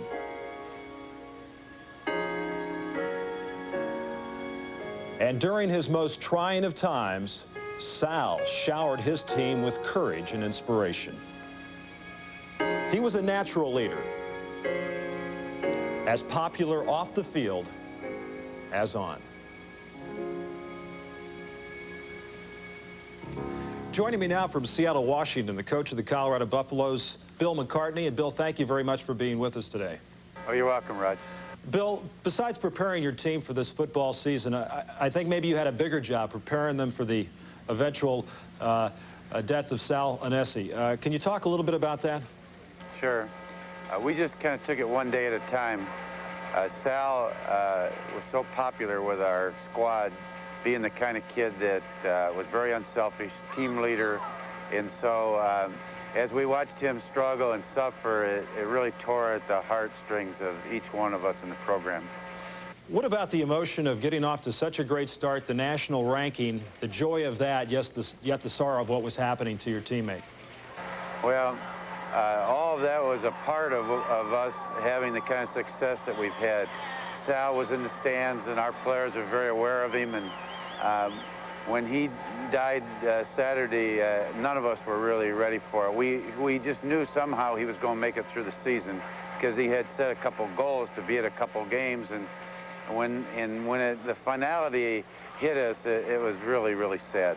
Bill, what about the plans for the funeral? I understand that you and the team will all be there. Well, there are about 8 guys from the team that are traveling with me early Monday morning on a couple of private jets to go to San Diego and join the family for the funeral. Thank you. Bill McCartney, the head football coach at the University of Colorado. Walter Lippmann once wrote, "The final test of a leader is that he leaves behind in other men the conviction and the will to carry on." And Sal Onesi did just that. On for Michigan State. And Brown Comes up close to the 20-yard line, and the Spartans will set it up there. That was Herbert James down to make the stop on the special teams. Now there is Craig Erickson. Looks like they have that finger in a splint now, and of course the ice being applied. Saw his head down a while ago. How disappointing. Oh, yeah. You know, the other thing as a football player, if you were a linebacker or a running back or a defensive lineman, you'd play with that finger. But here you are. You're a touch position. You're the quarterback. No way. So Dan Enos will continue to run the team at quarterback, and it looks like Hickson is back in. He is at the tailback spot. He had the bruised knee. They just rested him up, getting ready for the second half of play. That's Montgomery, the fullback, coming after him. Enos is in trouble. He's going to be stormed down inside the 10. And coming flying through was Michael Barrow.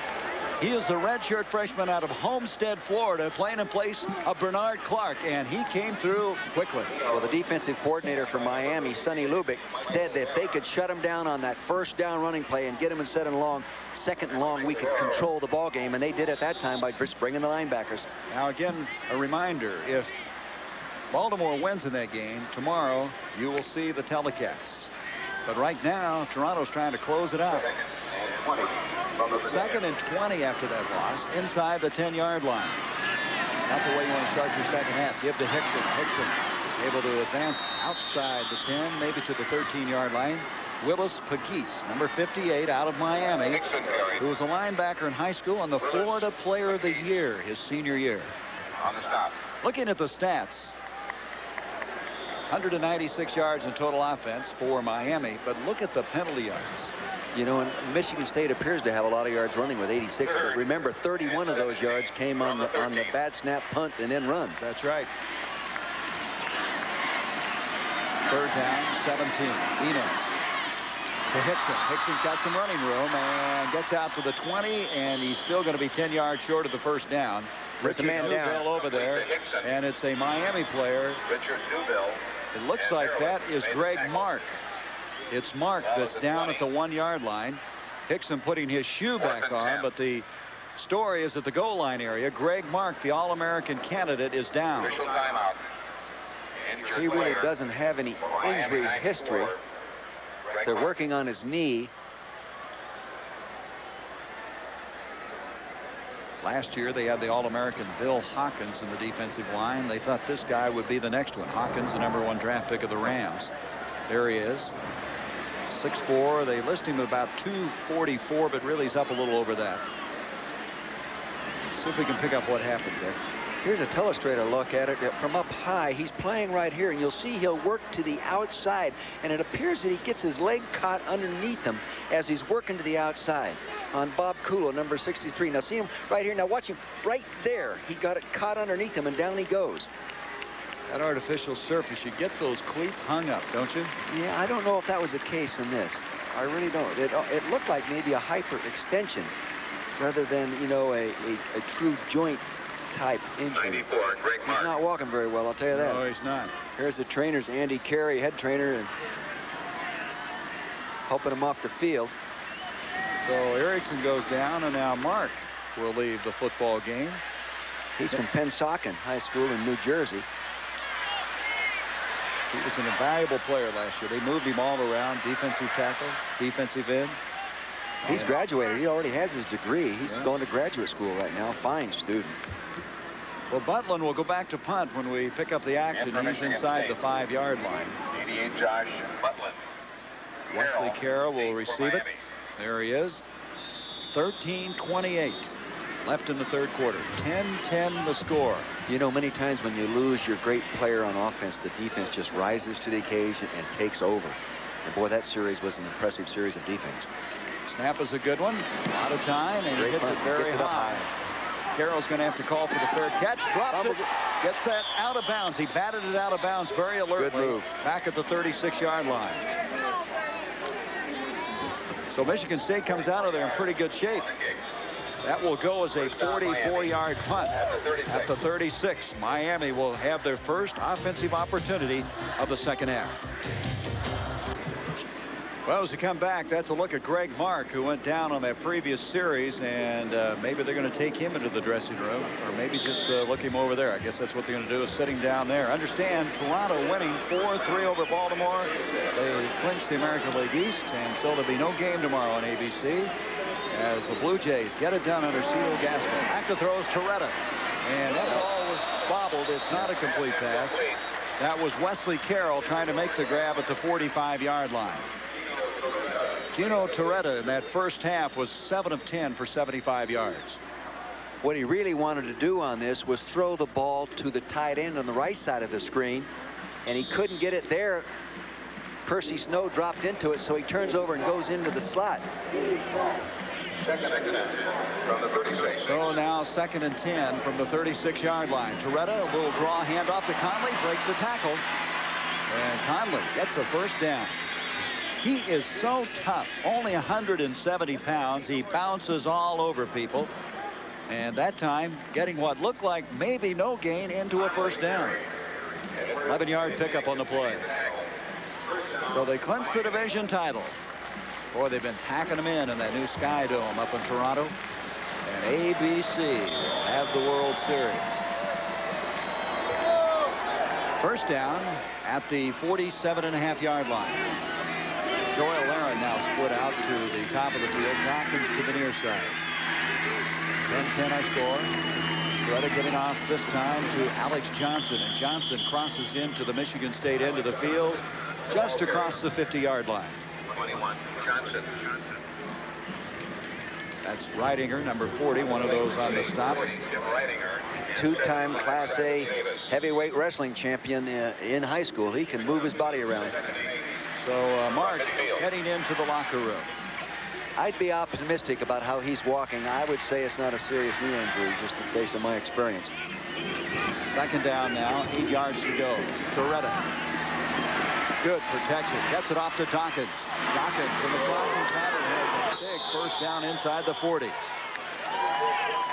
Cheryl Miller, let's go to you. What's the update on Greg Mark? Okay, Gary, they say they're taking him down into the locker room to get a brace on and get him taped up. They said he has sprained his medial collateral ligament, but he'll return in the game, so it's not as serious. And, Coach, you called it.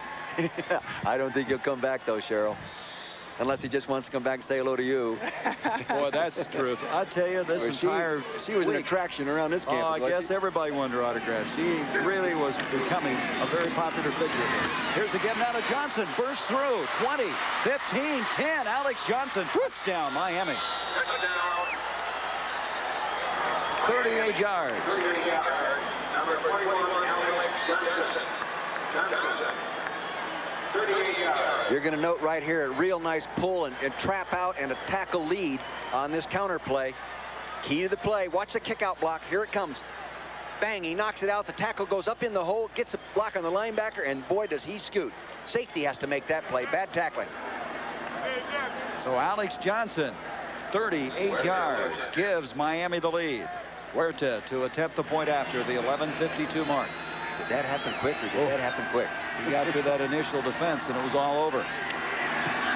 Huerta's kick is up and good. 17-10. So Miami, who led earlier in this game 3-0, have taken the lead again. Big kick out block, point of attack. Here it is, bang, right there. Good lead blocks right there. Boy, that happened quick. Mike Sullivan was the guy that came pulling on the play. And Searcy also helped. And Johnson went 38 yards. And Michigan State's playing catch-up. Marched through a very tough schedule, continuing to play well. And you're looking at Alex Johnson, their fastest running back, as he burst to a 38-yard six-pointer. First touchdown of the year for him. Didn't take him long. 1 minute and 15 seconds. Gary Bender, Dick Vermeil, Cheryl Miller, as we have now 11:52 left in the third. Miami with a 17-10 lead as Huerta will kick off to the Spartans. And Brown has trouble with it. Finally picks it up and runs out of there with it. Boy, what a tough time Eddie Brown had. And eventually Michigan State will have it at the 16. Now, the ball was not down with him because he never had control of it when it hit the ground. And those balls are awfully hard to field. That was just, you know, about 10 feet off the ground, coming right at you, sort of into the wind type thing, bouncing around. It's tough to field it. Junior college transfer from Grand Rapids.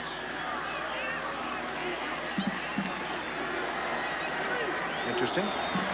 10 points. Notre Dame at 87. Well, it's not going to be enough today if Michigan State's going to want to win this one. They come out with Hawkins and Bradley split out. Last series just absolutely went nowhere as they started the second half. Enos comes off to Tico Duckett, and Duckett out to the 21. Well, he is quick. They think he has some greatness ahead of him. He's a redshirt out of Kalamazoo. And they like his outside ability, still kind of feeling his way around. Well, he was 5th in the Big Ten indoor 55-meter dash at 6'4". He can really move, and they want to take advantage of that speed in the outside. But that was a direct shot straight up the gut, so he has the courage to take it inside as well. Picked up 5, second down and 5. 7:17 to go, third quarter. Miami of the lead for the second time. This is Duckett again. Duckett dragged from behind and slammed downward. Cortez Kennedy just kind of unceremoniously spun him around and slammed him down there. You know, if I were a running back, I don't think I'd like to be rotated in and out of the ballgame. You just get in rhythm, you just get going, and you're out of the ballgame. It's been my experience when a running back carries the ball the 5th, 6th, 8th, 9th, 10th, all of a sudden he gets his momentum going and becomes a better runner. Third down, 3 yards to go. Dan Enos, who scored a 19-yard touchdown bootleg. Now there's movement. That's Shane Curry jumping, number 44. He is a transfer from Georgia Tech, played his high school football in Cincinnati. You know, and he's used to playing over on the left side behind Willis Pageach and sharing the time. Now he's over there on the right side, and I don't know if that's affecting his concentration or what. Encroachment on the defense. First down. They needed only 3. They get 5, and that moves the ball out to the 28, and that might give State something to get started with. They need some success here in this early part of the second half. 2 wideouts to the top of the field. Rolling that way is Dan Enos. He's going to take off. Slides. Good decision. About a 5-yard gain. Good decision. He wanted to throw the ball into the zone. The zone coverage just sagged off, covered it. He didn't want to throw that interception. He tucked it under his arm, and off he goes. Good pass defense as well. 76,000. Line of scrimmage now will be the 32-yard line, 2nd and 5. You know what I haven't seen is the Miami defense, 46 Bear defense that Buddy Ryan showed them how to play. They've been playing it about 12 snaps a game prior to this game, but we haven't seen it yet this game. What they in effect do is get into an 8-man front when they play it. Screen. It's Duckett. And Duckett out to the 42, and that'll be a first down. Bobby Harden over to make the strong safety. Let's go down now to Cheryl Miller. Thank you, Gary. To win this game, it's a young team. They hung in, and we're proud of them. I want to know, when the Wolverines and Spartans play, who do your loyalties go to? Well, I root for Michigan State, but I do root for the Wolverines in every other event, including the NC2A basketball championship, the Rose Bowl last year. But I went to Michigan State. I'm a proud Spartan. And there's no way I would try to conceal that. Okay, thank you very much. Enjoy the game, Governor. Okay, he sounds like a coach. He sounds like he was trying to give George Perlis some tips there. That's right. Well, the State Capitol building a few blocks away from here. I think you better listen to the governor, too, huh? There's a penalty on that last play. Did you hear him say, I think I've got a few passes in there? Yeah. Typical alum, huh? Cortez Kennedy made the stop on Tico Duckett, but we're waiting now what this penalty's all about. We have a hold on the offense. Decline. Second down. Decline. Huh. Second down. And 14 yards to go. So they decline the penalty. 3 wideouts on this play. Duckett is the running back behind Dan Enos. 2nd and 14. Enos setting up a little screen. Completes it to Duckett. Duckett can't get open because Roland Smith wouldn't let him get away. And he made the stop. Now let's go to New York. Here's Roger Twyman. Thank you very much. As we have now at the 8:47 mark of this third quarter, a 3rd and 15, and Miami's Maryland jumped. And the flags come out. Russell Maryland getting too excited, or does somebody move? They call him the conscience. He's such a religious guy. He's really had a great impact on this team. Great heart. Also, they call him the Dancing Bear. He's got all kinds of nicknames. Well, I talked to him yesterday on the practice field, and I asked him, I said, just what do you think your responsibilities dead really ball, are?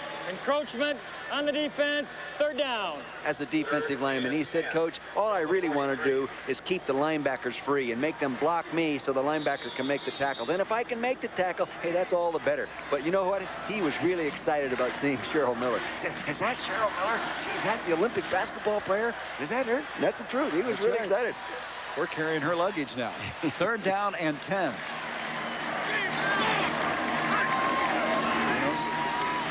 Has some time. Now taking off. Coverage was there. He had time to throw the ball, just nothing open, and he's dropped to the 40. That's Eric Miller. Now, Miller is in there in the place of Greg Mark. Miller is a guy who separated his shoulder in the spring, sophomore out of Palm Beach Gardens. They like him a lot, and now he's going to see a lot of playing time with Greg Mark hurt. You bet he will. 4th down, 13 to go. Butlin will kick. Carroll goes back for Miami. So Michigan State has not been able to move the ball out of their own end of the field. Yeah, and he's going to run up. He's going to kick this one. It's blocked. It's blocked by Darren Smith, and the ball is loose inside the 20. It's picked up by Farms of Miami, and the Hurricanes have a major opportunity. That's the guy, 45, Darren Smith. It was Mark Shapiro who bounced it back to this guy, Butlin. Smith got a hand on it. More than a hand, a body on it. He's going to have to be a shortstop to field this one. See, he got the bad snap. That's the 3rd bad snap. Second one today. He had one last week against Notre Dame on a field goal. I think he made a good decision trying to punt that football, too. He gained his composure, picked it up, and then went to try to punt it, and then someone gives it right back to him, right in the face. You get a punt block, you normally lose the football game. Well, right now, they're set up at the 13-yard line. Toretta throwing to Conley. And Conley close to the 10-yard line. Last week, Miami had 2 of their punts tipped. But here today, Michigan State has one blocked, and they're having a tough time snapping the football. I tell you, it's unbelievable that snapping the ball is becoming a lost art. You know, there are pro teams where people make a professional football team just because they can snap the ball. Well, they have recruited one. Michigan State has a freshman, but the way it's going right now, they may have him there doing the job next week. 2nd down, 6 yards to go. Conley goes in motion. Toretta over the middle, broken up, and almost intercepted. Great play by Dixon Edwards. Similar to what they scored on early. Look to the weak side, then come back and throw it down the middle for the touchdown. Successful last time. This time they couldn't do it. You'll notice on this shot that quarterback is going to come back, and he's going to look this way, trying to think here, and he's going to try to get it down in here, which he scored earlier in the 2nd quarter on, but he couldn't get it there this time. He's looking left, can't get it there. Comes back to the middle. That real nice play by Edwards. They'd like to make him settle for the field goal. 3rd down and 6. Toretta scrambling around, being chased by Bill Johnson, and he just threw it away. Bill Johnson, who checked in on that play, giving Vanderbeek a blow, then came in to the backfield, hurried it up, and it's 4th down. They were fortunate to come out of there, and you know, with this situation, just getting a field goal attempt. They haven't made it yet, but for that kind of offense, many times you get it in there. You know? So Huerta will attempt a 27-yard field goal. Kalau will hold. Mike Azer to snap. He hasn't missed one in his career from this distance. And he nails that one. And so now Miami has built their lead to 10 points. 10 unanswered points thus far in the 2nd half. 6:42 left in the 3rd quarter. Huerta from 27 yards away.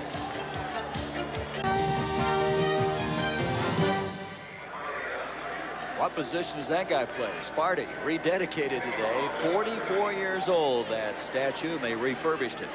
Huerta now 2 of 2 in the field goal department. Hit a 32-yarder to start the game back in the 1st quarter, and now with a 27-yarder as Eddie Brown is back. Spartans now down by 10. Another one, knuckleball. And that ball is going to make it out of bounds for the 5-yard penalty. So they will have to kick over. So Huerta will have to kick off once again. You wonder, Dick, what's going to get Michigan State's offense rolling again. They've had 2 opportunities and really haven't been able to get anything going at all. Well, I do think, too, at halftime, that Sonny Lubbock, the defensive coach for Miami, has decided to do a little more pressure defense on first down and go after him, committing a linebacker, and also changing the alignment of the front. Instead of just sitting in the 4-3, he's covered people differently. And here we have a good shot of a snapper getting ready. Mark Shapiro out of Farmington Hills, and he had a tough time last week. He says, forget it, I don't want to practice anymore. Yeah. Anyway, he's a walk-on, and right now he's saying to himself, why did I ever want to play this game? Because of the problems he's had today, it's really cost this Michigan State team. This is what's great about college football. You put yourself in a pressure situation, you learn how to handle it, you learn to come back from adversity, and you grow as a person. That's a contribution that goes way beyond blocking and tackling. He'll come out of it, he'll be fine. Next week, the next one he's going to snap will be a good one. That's a good lesson for him. Well, kids are really resilient at that age. Of course, if I was coaching him, I'd kill him. And now we got to the bottom of it. But really, I tell you, you get a lot out of playing college football. Sometimes not all good. I mean, there's some adversity you just soon go without. You have to learn how to handle it. Well, this is a weird one, too. And finally, Brown's going to try to get it. Look at that ball. He finally picks it up and gets out to the 23-yard line. That ball, all of a sudden, bounced straight up, and he was forced to get back there and pick it up in time. Darrell Williams is down there. I don't think he's kicking it that way on purpose, but all his last 3 kickoffs have gone that way. Maybe he is. He doesn't look upset. You know, if a kicker kicks the ball poorly, he always walks off the field mad. He's got a half smile on his face. He must be doing that on purpose. We have an update on Hyland Hickson. That knee bothering him so much, they're going to keep him out the rest of the game.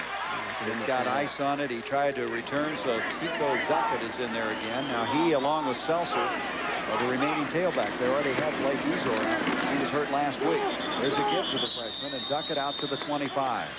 You think you got all kinds of depth in a spot?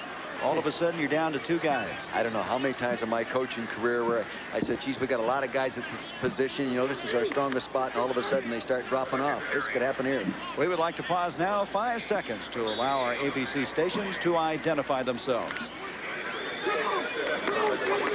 This is WXYZ-TV, Channel 7, Detroit. Back at Spartan Stadium. 20-10, Miami with the lead. 2nd and 7 for Michigan State. Enos throwing, and it's the tight end Dwayne Young who tried to make the catch. There's a flag thrown at the point of impact. Shane Curry hit Dan Enos. They called that he put a blow to the head.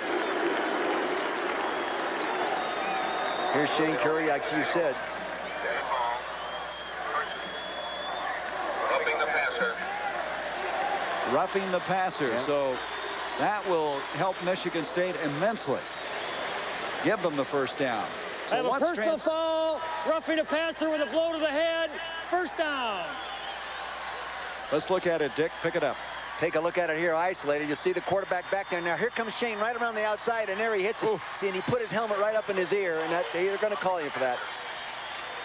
Big shot. So the first down now out to the 42, and Michigan State now try to build their offense from that point, which is stagnated here in the second half. There's Curry. I didn't do anything. He says, I didn't do anything wrong. We saw it. We had it on tape, right? The evidence is there. Enos throwing deep. Down there is Courtney Hawkins. He's got it.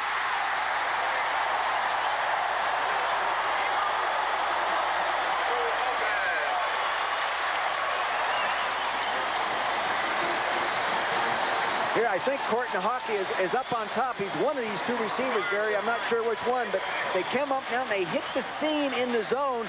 Quarterback rolled out nicely and hit him right there between the safeties. Good zone pattern. Courtney is the inside man. He's the slot man.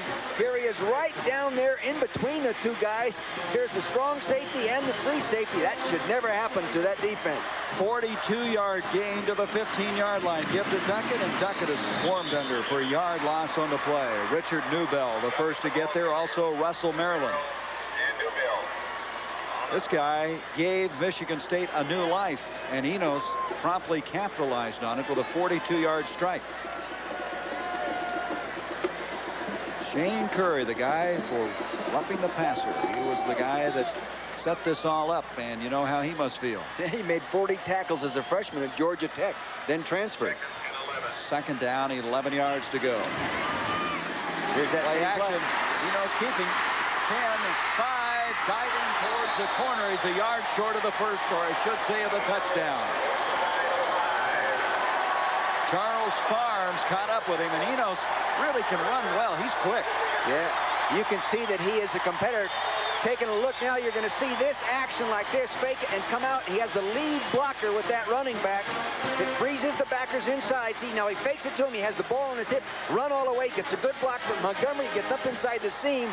Farms gets over there and makes the tackle. They mark it at the half-yard line. He scored on a 19-yard run, and that was a 16-yard keeper. First and goal at the half-yard line. Same play they used a while ago. Give straight ahead to Duckett. No signal that he got in on that one. It's going to bring up second down. Running from the I-back position, the tailback position, deep in the backfield, you're not going to score running in there low. You're back in the I. You got to come up and jump and get up over the top. Don't go in there and bury yourself like he did. Inexperienced tailback. Absolutely. Duckett has not played. They already have Hickson out. Ezor is out. And now Duckett will try to get it in as it's going to be second down. And Dennis Erickson hoping his defense somehow can keep him out of the end zone. 4:26 left in the third quarter. Seventh play of the drive coming up. And to Duckett, nothing. Boy, did they hit land. Wow. They are so quick, Gary. Barrow was there. Newbell was there. Newbill just flashes it. Picture that. Nick, look at this now. Watch the contact coming from the left side of your screen. Boom, penetration. Wow. Penetration was Ray Berry also coming up in the corner. Yeah. He slammed through. There's Newbill, though, who led the point of attack. It's third and goal, and now they're back at the 2-yard line. Gone backwards. Well, it still goes back to that first down and inches play when you don't get up over the top. Big third down in this game. Enos wanting to throw. He's in trouble. He's going to be sacked. Ray Berry's got him. They were in mistake. They were screwed up in their alignment. Kenny Berry, I should say. Kenny Berry, and he's all the way back out to the 14-yard line. Oh, boy, you talk about going backwards. They had a first and goal at the half-yard line. Now fourth down back at the 14. Prior to the quarterback settling right in here his position, it looked like these people here were a little bit confused as to where they wanted to line up. There was no blocker over there. He wanted to throw a tight end sneak pattern out to the left there. Couldn't get it off. There were some mental breakdowns before the physical breakdowns in that play. Now this is going to be a 27-yard field goal attempt by Langloh. Langloh's kick is up, a little chip shot, and he has gotten 3 of those points back here in the second half of play. 20-13. Perlis knows they missed an opportunity. First and goal at the half-yard line. They settle for 3 at the 2:48 mark. Fortunes can change, can't they? Tennessee lost 6 in a row last year, and look what they're doing now. Then they come on and they won 5 straight. Yep. And now they're going full board.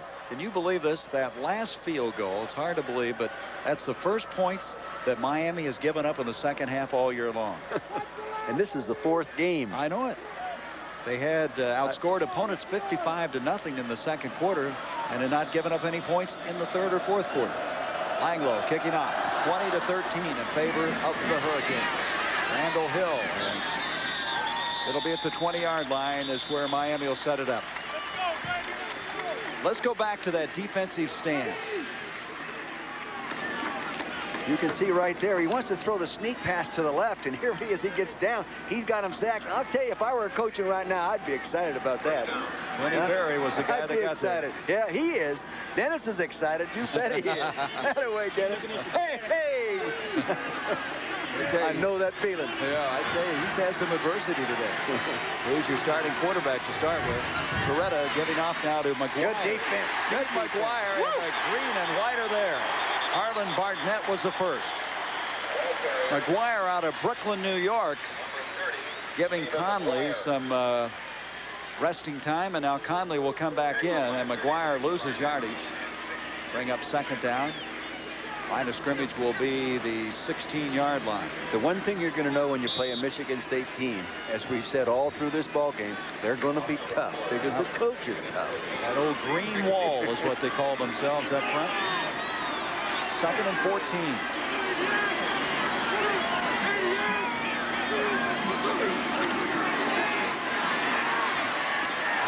That ball almost picked off. He didn't get it. He didn't pick it up. It's going to be trapped by Jenkins. Carlos Jenkins.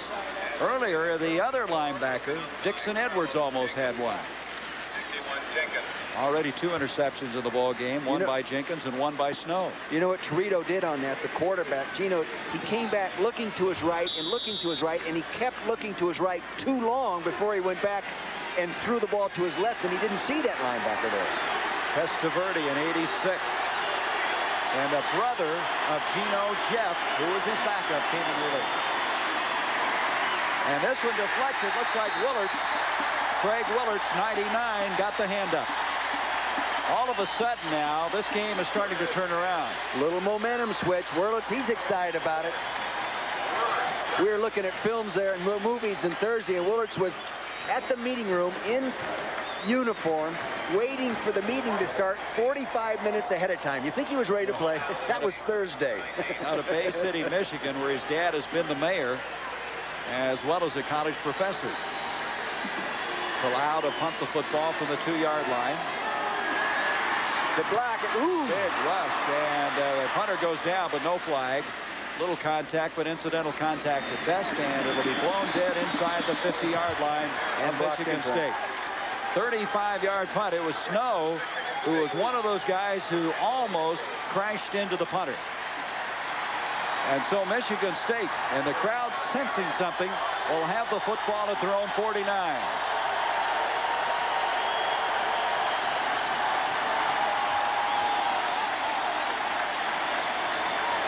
Charlie Baggett, the coach that signals right there in the middle. He does all the calling. George Perlis on the left. Play comes down from Morris Watts up in the booth down to Charlie Baggett on the sideline, and then they go from there. Stanford, San Jose State out west. From the 49. The crowd perking up here a bit as now State down by 7. Movement up front, and looks to me like Barrow, the middle linebacker, jumped up. Some of his inexperience. He's playing again in place of Bernard Clark. They're coming with that extreme change-up defense on first down again. They're losing their poise a little bit here. Just line up and play the defense. Taking a look at that punt again, there was really no contact on the punt. And if there had been, he was blocked into it, and I think anyway, coming up over the fullback, number 30. A little acting there, I think. Yeah, you've got to be an actor if you're a punter. 1st and 5 from the 45-yard line. 5-down lineman. This is Duckett. Duckett just across the 45, 43-yard line. Maurice Crum was up there to make the stop. This has been a game of attrition in some ways. Just think about it. Craig Erickson went down for Miami. Hyland Hickson has been hurt. Yes. Greg Marks. I mean, as we continue to go along, some key players are dropping to the wayside. 2nd down now, 3 yards to go. Mark is back in the game, by the way. He's back in the game. Yes, he is. Yeah. That knee's about 4 feet from his heart. Yep. Good point. He wants to play. 2nd down and 3. Pointing out Enos in trouble from behind. He's caught up with, and that is Willie Pegues, number 58. You know what, Enos was fortunate then that he didn't get the ball stripped because he couldn't see Pegues coming from the backside, and he had the ball down there and getting in a position to throw the ball, and he was fortunate it didn't get stripped. You know, we knew Enos was a good passer. I think the thing that impresses me, though, is his quickness. He can run so well. He scored once and also bootleg for 16 yards on another occasion. The thing that impresses me the most, and Morris Watts, the quarterback and coordinator coach, said, he has real poise. Yep. Real poise. Understanding of the game, too. Yes. 3rd down now, 7 yards to go. Here's the Bear defense. And Again, that 8-man front. Enos reads it, scrambles out of it, gets rid of it, and threw it away. Just had to get rid of it as Bradley tried to double back, but there was just no chance, and so 4th down coming up. That was the Bear defense. I think that's the first time we've seen it. Well, we expected to see it more. The Bear defense or the 46 defense or the 80. It's called all kinds of things, but named, of course, when Buddy Ryan used it with the Chicago Bears. Well, and Buddy visiting Stanford one time visited with Sonny Lubick, who was at that time coaching the defense at Stanford, and they discussed the defense, and Buddy sort of gave them the approach to putting it in, and they've been running it. So Butland, let's see if they can get this snap correct. It's a little low, but it's not going to be of any difficulty. Oh, nice. He hit it a mile high. That could bounce this way. And yeah, that's a good one. It's going to be inside that's the 10, and very quickly, Tony Brenningstool, number 84, downs it. So Butland does the job. Butland says, just give me the ball. I'll take care of it. No, there's the guy that's excited. There's the guy. He had a good snap. He had a good snap. 40-yard punt, and now we have another man shaken up. That's Sean Thompson. Mentioned his brother Billy Thompson, who played at Louisville, the All-American, played for the world champion Lakers. One thing that George Perles wanted to do today, Dick, was have some ball control. Now we'll have it. 1st down 10. This is Conley. Conley gets out to the 10 and runs into some traffic there. He'll pick up 2 yards. And we're going to come to the end of this 3rd quarter. Snow and Jenkins combining on the stop. So after 3, Miami 20, Michigan State 13. We'll return with more college football action between Miami and Michigan State after this message and a word from our ABC stations. 15 minutes to go. The 2 quarterbacks, Enos for Michigan State and Torretta in relief of the injured Craig Erickson. Torretta out of Pinole, California, was recruited by Dennis Erickson when he was at Washington State. I imagine Dennis is glad he escaped. Glad he didn't get it. Daddy didn't win that recruiting battle. 2nd down 8 from the 10 for Miami as we begin the 4th quarter. Conley trying to get wide. Being chased and knocked out of bounds at the 13. That was Percy Snow. Snow has, his legs are like tree trunks. He is so big, so strong, going sideline to sideline on most plays. That time chasing him down and brings up 3rd down and still about 6 yards to go. I asked him the other day, I said, when you go in the National Football League, where would you like to play? And he looked and he thought a couple. He says, you know, I sort of like the Jets. I sort of like the Jets, he said. Well, he wouldn't have to change the color of the jersey, would he? Yeah. Green and white. 3rd and 6. Torretta inside the 5. Gets rid of it to Conley, and he's got the 1st down on a good 2nd effort. He had really about a yard short when the impact from Carlos Jenkins occurred, but only 170 pounds. He lunged forward and got the 1st down. He's a tough guy, and watching the game tapes of last week, he can bounce off people, ricochet, and keep his feet going and work upfield, and then break the long run after that. On the 20-yard line, 1st down. 20 to 13, 2nd-ranked Miami. They've got a battle here today. Play action pass. Pressure coming, and level. Wow. Was he hit by Iquinella, Mike Iquinella, out of Dearborn, Michigan. He had dropped the ball before Mike got there, but he probably wouldn't been able to hang on to the ball if he had caught it. You're going to see Iquinella come flashing right to the left of your screen right now. Now watch him go up. Wham! Oh. Hello. Man. Iquinella, a quarterback in high school, recruited that way, now playing the safety spot. 2nd and 10, Torretta. Away handoff to Conley, and Conley just scraps and scrapes his way across the 20 to the 21. Finally, Bill Johnson, 96, out of Chicago, there to make the stop. There's the stats thus far. Still, Miami with the better of it statistically. Shows you right there that the possession isn't the most important thing. It's the score that's the most important thing. Look at the penalties, though. 12 penalties for 87 yards. Yeah. Now, early in the game, it was Michigan State having problems. They had 3 personal fouls. 3rd down, 9. Travis Davis, pressure coming to Torretta's backside to Chudzinski, and level. Hit by the All-American Percy Snow. And I mean hit. This defense is a good football team, and we saw them a lot last year, but this is a better defensive team. They are stronger than last year. Well, Miami Buckets beat Michigan State. Two pretty good plays in the secondary, stopping him short of the first down. 4th and 4. Allowed a punt. Courtney Hawkins is back. Big rush, and he gets it very high. Hawkins calling for the fair catch, has it at the Michigan State 42. 31-yard punt. Let's go back to the hit by Percy Snow. Here's Percy Snow. Now, he's done this 340 times in his career in high school. I mean, here at college at Michigan State. So he has, you know, he has a lot of experience hitting people. Zinsky caught it. They may have wished he hadn't. Breaking the action. Michigan State has the ball. 13:09 to go. Miami is out for the rest of the game. He's torn a ligament in his knee, and the injuries are seeming to grow. So the trainers are keeping an eye. He's wrapped up in ice, but he is through for today. Back to you, Gary. Tell you, it's like the MASH unit, the way things are going. Cheryl sounds like a doctor down there. There's been so many reports going on. The trainer might be the MVP of this game. Ooh, he's going to have a long trip home with all those guys. From the 43-yard line now, Michigan State trailing by 7. 13:09 to go. Two tight ends. This is Tico Duckett, and Duckett gets to the line of scrimmage, and that's all. Willis Pegues is there. No question, they miss the toughness of Blake Ezor in a play like that. He just throws his body in there with reckless abandon. As tough as you can be, I don't think you would have broke that play. You know, I mean, it was well defensed, and Pegues came down from the backside. He had no chance to run over Pegues. He got him from the blind side. Ezor would probably tell you could have, though, knowing him. Oh, he'd tell you, looked right in the eye and said, "I'd kill that guy." 2nd down 10.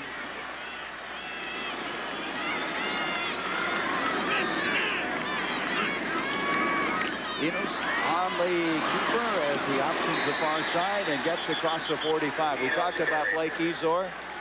Ezor out of the Las Vegas area. There he is. Tough guy. In fact, George Perla says he's never coached a tougher guy pound for pound. He's not the biggest guy at about 5'9", 180 pounds. He has 2,450 yards running to his career already. So. He wanted to play today. Oh, I know it. I don't know if he'll be ready for Iowa next week or not. He thinks he is. 3rd down now, 7.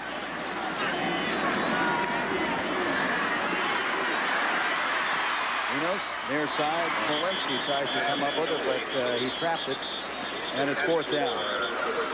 So Michigan State will have to punt the football. Ryan Smolinski trying to come back to it, and Butland will come in, and every time Butland goes back, if you're a Michigan State fan, you got to be a little nervous, as Shapiro will get ready to snap it.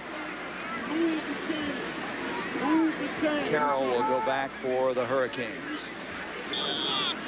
Butland's done a good job of punting that football today. He's gotten it up there. Now Shapiro, he's going to grip that thing. Not too tight, young man. Oh, boy. I tell you, Butland fielded it very well, didn't he? And he hit a beauty. Carroll goes back at the 7th. Down there is Dixon Edwards. Good job. Catch up with it. Boy, that was a great job. Dixon Edwards did a super job of covering that punt.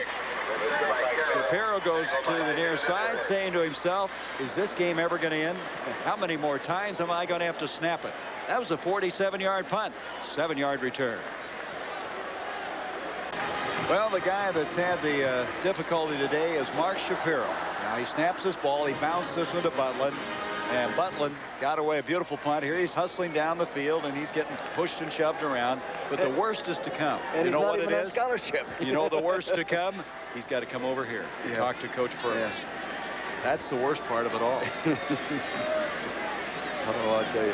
You know something, coaching in the National Football League, I have seen centers that have centered the ball in the league and long snapped in the league for 10 years, hit a streak where they start snapping them bad, and they can't get out of it. So, young man, you aren't alone in the world. Oh, I tell you right now, though, he's kind of standing by himself on that sideline. No one's close to him right now. Do you want to go down and snap for him, that next one? No. He's just praying that offense moves the ball. 1st down now for Miami. Getting up to Conley, and Conley out to the 15-yard line. Chris Willard's there. Miami having a tough time now getting any field position as Michigan State has slammed the door in their face here in this fourth quarter. When your punter's doing a good job, regardless of the long snap, boy, it makes a difference. Sanders, my alma mater, getting after the Cardinals. You know, Dennis Erickson was an assistant coach, offensive coordinator at San Jose State at one time. The Cardinals. Look at Colorado. Woo. We thought Washington was a good football team. Second down 8. Torretta throwing, and behind him, and it's picked up. It's intercepted. It's Barnett. Barnett to the 5. Diving, touchdown.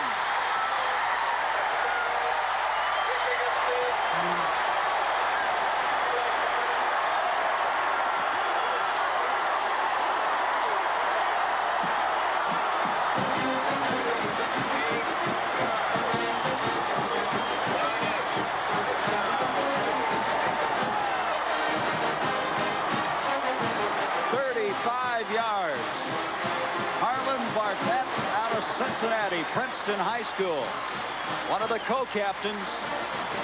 And did he smell the goal line on that one? He just wasn't going to be kept out of there as he dived for the corner. So now Torretta suffering the interception, and going for the tie will be Langlo. I think it's a good decision to go for the extra point right now. Heck, you've got over 10 minutes to go in the ball game. No sense in going for that 2. 10:48 mark now. Snap, the ball's down. Langlo's kick is up, and it's all equal now at 20. So Erickson with 1 interception. Torretta has suffered 2 interceptions. As Miami turning the ball over 3 times via the pass. As you look again at Barnett and the interception. It was the 2 deep zones area, meaning 2 safeties back there playing half the field. He threw it right in his arms. Receiver crossed inside. Chudzinski misses the tackle. He runs in. He gets it there. Barnett, 4th interception in his career. He was hurt a lot last year, but he's come back strong today. It's all even at 20. Involved in that last play, Barnett with the interception. Torretta with the errant pass. And look who's talking to Torretta right now, Craig Erickson, who's out with a hand injury.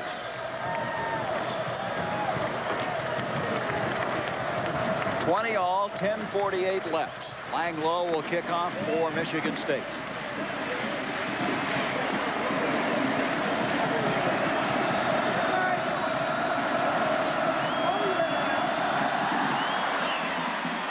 Side, Randall Hill is over there. It'll be out of bounds for the penalty of 5 yards. So Langlo will have to do it again. Torretta, you wonder, Dick, you've been in this situation to coach so many times. What do you say to a kid like that? I mean, he's been thrown into this situation. He's suffered 2 interceptions. Do you just leave him alone, or do you go over and try to encourage him? What do you do? Well, a lot depends on the personality of the quarterback. All quarterbacks' personalities are different, just like all running backs' personalities. Some guys might need a stiff talking to. Other guys, you maybe just leave alone. And other guys, they need encouragement, pumping up. It depends many times on their own confidence level. Well, you know, you wonder if they really know this kid very well. He hasn't played that much. Well, you know, Dennis Erickson's new. I mean, there's a lot of new situations here. Dennis knew him was in high school, but he's a recruiter in Washington State. I'll tell you, he did a great job of coaching at Washington State. Like I said earlier, if you can win 9 games at Washington State, beat UCLA, beat University of Washington within those 9 wins, you're a heck of a football coach. Best record they had had at Washington State since 1930. That's before I was born. Believe it or not. Langlo kicking off now. Hill misgates this one. Now picks it up. Sometimes those are the kind that really break. There he comes out to the 20, and he'll be knocked out of bounds at the 27-yard line.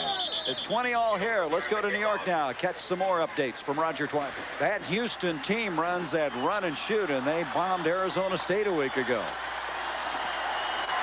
Torretta and Erickson, the brain trust, trying to get something going here.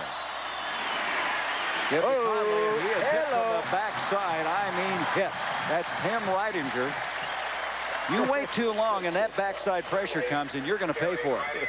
And he paused too long, and Reidinger made him pay for that one. Reidinger, his pet is a great big large snake. And he an iguana like too? I think he has an iguana or two. Those defensive linemen are all a little bit strange, aren't they? You tell him that, not me. No, I don't either. 2nd and 9. They picked up a yard. Torretta had a little trouble with exchange there. And Conley, and he's unloaded. That's the guy that intercepted a moment ago, Barnett. There's a penalty here. Yeah, flag at the 30. Forward progress to the 35-yard line, but Barnett looked like he was shot out of a gun as he went running over there to make the tackle. There is a flag.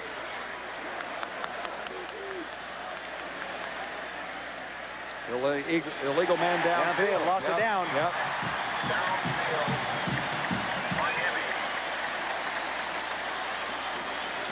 Both these teams are playing so hard, Gary. Line play, they're battling each other. We have an ineligible receiver downfield by the offense. Still 2nd down.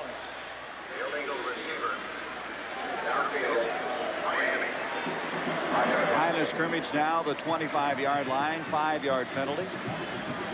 2nd down now, 15 yards to go. So Torretta, who came out and really did a great job back in the 2nd quarter after Erickson went down, really has had a tough time from about midway 3rd quarter on. You have to give the defense some credit for that. Trips 3 wideouts to the top of the field. Torretta surveying things and delivers to Dawkins, and he's wrapped up by Barnett. Dale Dawkins, forward progress out to the 33-yard line. Still got quite a ways to go for 1st down. 3rd down coming up. 3rd down and still 7. 33. 7. 9:15 left in this one. Miami's won 10 in a row going back to last year. 24 their last 25 on the road.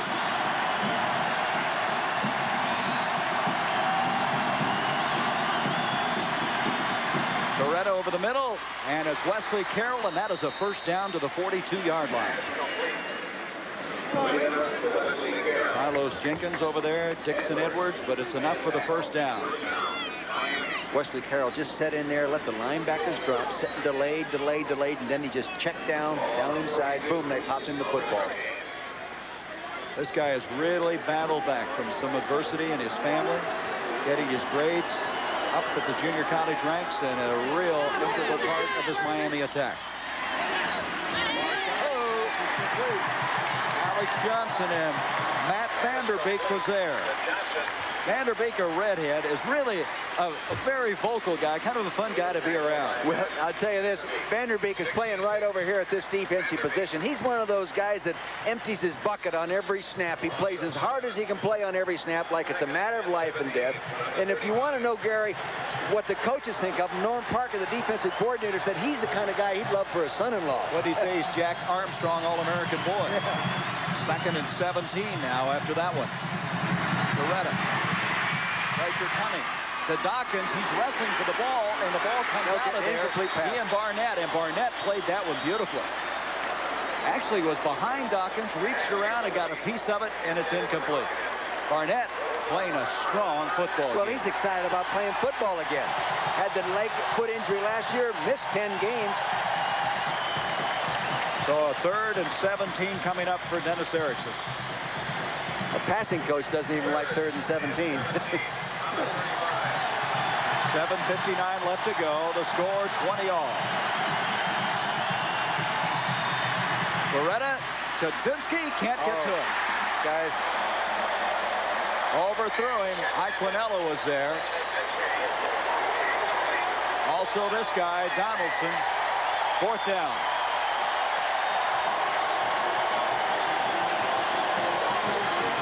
Miami relies an awful lot on throwing those seam patterns down the field, and they aren't high percentage completion passes. They're big passes when you do complete them, and they needed the 17 yards, so they were going down there, but I'd like to see him come with some of those crossing patterns.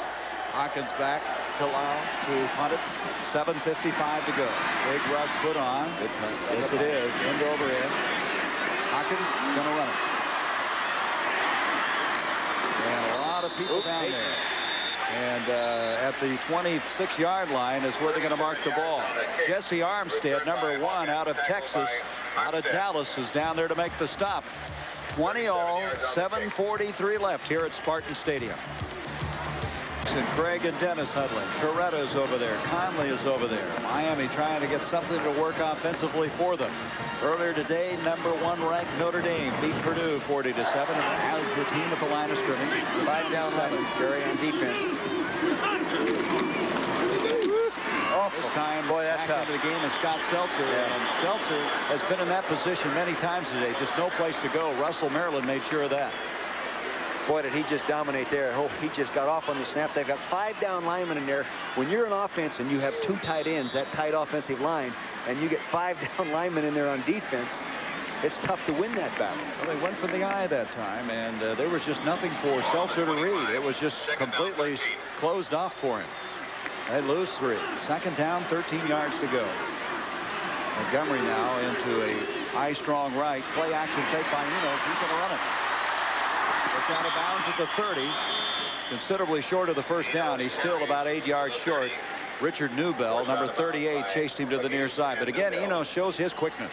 He does have that movement. Now there's 5 down linemen in there again, 2 tight ends for the offense. He makes the fake in there. He's coming out with that play that he scored on earlier and made the long run, hoping to get something else out of it. Got a few yards, but not the big play that he got in the past. Third down, still 8.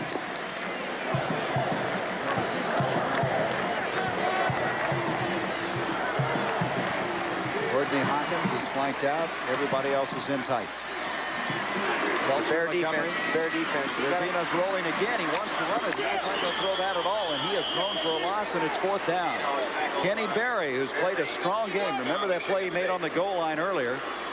Came over from the cornerback spot, and so now 4th down, virtually 10 yards to go, and Butler will have to punt the football.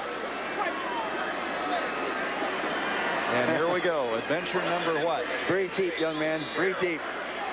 We all know what it is to be nervous. It's one thing to miss a putt, though, and to mishandle a snap in front of 76,000, huh? Yeah. But on the old golf course, that seemed very big. Here's Butland, and it was a good snap. Butland hit it very high. Wesley Carroll going over there. Those are hard to cover sometimes like that. And he comes out across the 40 to the 43. And Miami will have it there. 43-yard punt. So Shapiro, job well done, young man. Boy, you're growing, young man. 13-yard return. 6 minutes, 13 seconds left. Coretta back to throw. And wide open is Dawkins. Dawkins has got it out to the 35, first down. Iquinella over there, 21-yard gain on the play. Those deep, get down there. If you get the kind of time to stretch the zones and get down in those holes, they're tough to defense. You've got to get pressure on the quarterback to stop that. So Torretta kind of battling back after those 2 interceptions. Hooks up for a 21-yarder. Clock put back into motion. 6 minutes left in the game.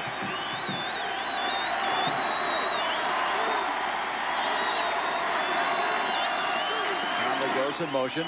Torretta looks there. Now looks this way. Running around, and he's going to get a couple of yards on the play as he goes out of bounds at the 33. Travis Davis giving chase.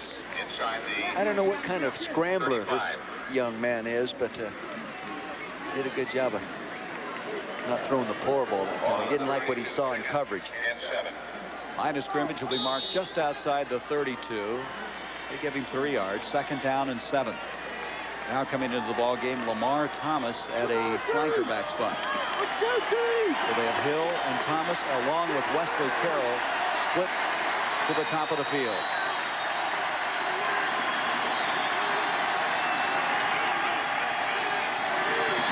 They're going to come after him. Torretta gets it off to Carroll, and Carroll short of the first down at the 27-yard line. It'll be 3rd down. Iquinella over there making sure he didn't go any further. Might not come into that category, but that's a long time ago. Wow.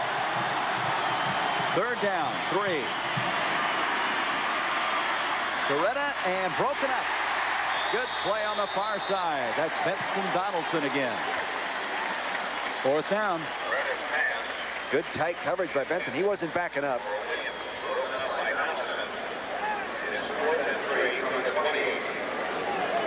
5:09 now left as the line of scrimmage at the 27. 45-yard field goal. Yeah, Huerta will attempt it. He's 5 for 7, Gary. And he had a 47-yarder last year, so this will be 2 yards shorter than that, a 45-yard attempt. Corral will hold. The ball's down. Huerta's kick is up, and the kick is good. He hit it.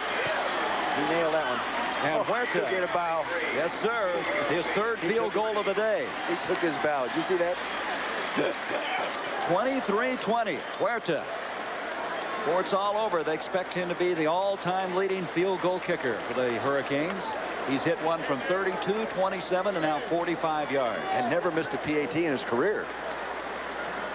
Well, Dennis Erickson kind of shook up the Northwest, and some of the residual of all of that's still up there, isn't it? Still have to be mentally ready to play. And USC, we did them last week, and they're a real good football team. I would think. Here's Huerta kicking off. Eddie Brown will go into the end zone, and that's not going to make it into the end zone. It's a 5-yard penalty. Had a lot of kicks going out of bounds. So Huerta will kick it again. Huerta, he's a pre-law student. His house is just across the campus, 172. Went to Columbus High School in Miami, which has produced a lot of good players. Walked on, no scholarship. He's earned a scholarship. In fact, they better double it after today. That's right. Oh, that's against the law, isn't it? You can't give him any more than the scholarship. 23-20. And Huerta will kick off this time to Courtney Hawkins, who's back at the 5. And this is another strange kick. But this one's going to stay in. Hawkins up to the 25. Gets to about the 27-yard line, and here comes a flag. From what I understand, he's been having trouble all year kicking off, whereas he's a fine field goal kicker. Maybe you ought to just use the same approach, huh? Gonna have to pull out a different club out of that bag, I guess.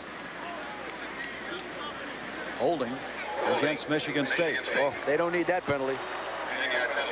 Well, they would have had the ball at the 27-yard line. 5 minutes left in this one. 23-20 the score. Miami with the lead. On the receiving team, first down. Michigan State now huddles back inside the 10. Let's see if we can pick it up. There's the wedge forming in front of the returner. Oh, I see that. Yeah. Number 84. That's Brennan Stewart. He's a smart guy. What's he doing that for? They're going to move him 3.4 in med school. Yeah. They're going to move him to middle linebacker. He's been playing outside linebacker. Yeah. Said he wants to see the ball, and you can from the middle linebacking spot. So Enos will start this one from the 18. Throws incomplete. Intended receiver is Courtney Hawkins. And there is Newbill again on the play. Had a lot of flags in this game. Look at this. Miami 14 for 97. Michigan State 8 for 75. And they came into the game with Miami came into the game with 11 penalties in 3 games. No, excuse me, 11 per game. So they're just a little above average. Yeah, that sounds better, doesn't it? Dan Enos will have a 2nd and 10 from the 18-yard line.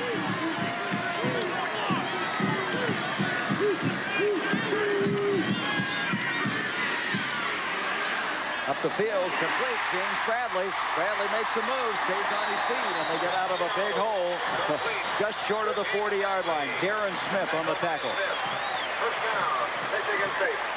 21-yard gain. Bradley came down. You'll see him right here. He comes down and he works up underneath the first coverage man. They're going zone. See, he works under and they pass him off.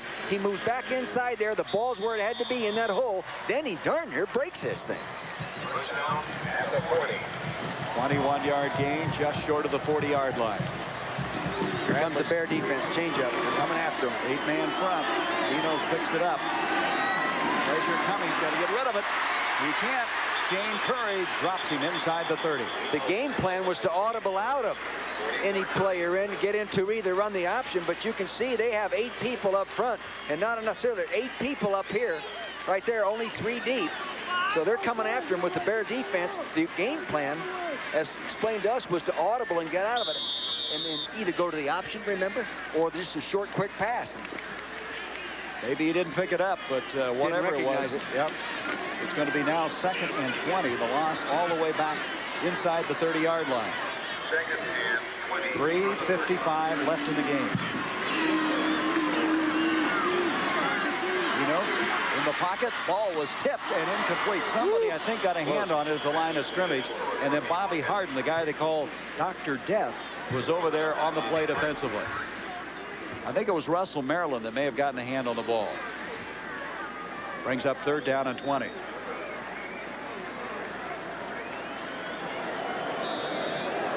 Coming in now will be Brian Smolinski, and checking out will be tight end Carlos Marino.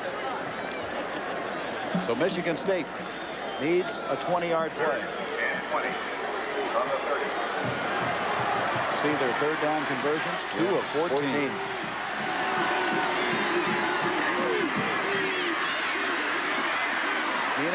He's got it. Courtney Hawkins fumbled the ball. It's loose. Michigan State's got it, but they're short of the first down. They are short of the first down at the 45. Recovery by Dwayne Young, the tight end, after Hawkins made the grab. Now here's where you make a decision. Now the decision is to you go for it on 4th down. There's 3 minutes and 30 seconds to go. You've got 4 yards to go for their first down, or they're going to go for it. I think they got to go for it. They've got to go for it. Yep. Now Hawkins had the ball further up the field when he made the catch. They lost about 3 yards, so it's going to be 4th down and 4. And timeout. Perlis wants a timeout, and he got the attention of his troops. Yeah, good decision. So he uses his first timeout. Michigan State stops the clock. 3 minutes, 10 seconds left to go. Well, pressure, I'd go after him. If you play it soft, you get in the 4-yard game. Get after him. Bring him. Okay, go with that Bear defense again. You think they've milked that little bootleg too much? Yeah, well, the last thing, they ran it for 2 big gains, 1 touchdown, and then they made a 4-yard gainer off it. I wouldn't come with that one. So here we go. 4th down and 4. This time, 3 wideouts, 2 to the near side. Smolinski, Hopkins, and Bradley split out. They're coming after you, too. Yes, they are, and Enos is in trouble. He can't throw it. He's flat. That's right. And they're going to turn the ball over on downs. Darren Smith was there first, and then Greg Mark from the backside. Good pressure coming off the corner. You have to come after him in that situation, and they did it. Good defensive call by Sonny Lubick. You'll see the heat coming off this side as the quarterback starts sprinting out. He's coming out now to his right. Here he comes now. See, there's the heat. Now the running back misses that block right there. Seltzer's got to make that block. Scott has to make that block. It's only a matter of life and death. Yeah, right. It almost looked like they were playing 12 people, didn't it? Yeah. There just weren't enough people to block who was coming at him. So now the clock with 3:03 remaining. Taking over on downs is Miami. Conley dancing around. He'll try to stay in bounds. I would think. Goes out of bounds. That term you just used was super. Dancing around. He can be at the line of scrimmage, stop, no place to go, and all of a sudden break out of the pack. So either straight ahead, bounce off, in this case, outside. Clever little runner, that guy. Yes, it is. And a strong runner for a little guy. And stress a little. He's 170 pounds. So the first down run to the 31-yard line. 2:57 left. Now 3 wideouts to the top of the field. Loretta giving off to Conley again, and that right tackle. Oh, yeah, he did. Oh, Percy. He is unloaded today on He unloaded on that one. Edwards is also there. He really gave him a shot. Reidinger now comes in. Bobby Wilson checks out. You know, he weighs 240-something pounds, that guy. Well, what was it? Anthony Johnson, fullback for Notre Dame, says his legs are like tree trunks. Yeah. Disappointed George Perlis like to get the football back somehow. 2nd and 5. Clock running with 2:25. Little handoff away to Conley. Conley fighting for the first down and very close to it. Vincent Donaldson over there wrestled him down. Now they stop the clock as it looks like he has the first down. They'll have to move the sticks or at least measure. They indicate first down. Line of scrimmage, the 21-yard line. So Miami coming in here with that 10-game winning streak, coming back from some adversity. Colorado, boy, I tell you, Bill McCartney's crew is rolling, and now USC has taken the lead. I can't believe there are many teams in the country that can beat USC. I mean, and that's no disrespect for Washington State, but after seeing them last week and watching them practice, and those players, my gosh. Well, they so far have been able to pull it out in Pullman. Give to Conley running to the near side. And Conley will be dropped at the 19-yard line. Pick up a couple of yards. Willards is over there, along with Brenningstool. Well, you look at this Miami team, you wonder how long they'll be without Craig Erickson, because In a couple of weeks, it really gets tough. They go to Florida State. They have to go to Pittsburgh. They meet Notre Dame in the Orange Bowl, and Dennis Erickson has some awfully tough games ahead of him. Right now, he says, just keep that clock running. Let's just get out of here with this 3-point win. Offense, take your time. Yep. Take all the time. Use all the clock. That's right. Assess our injuries.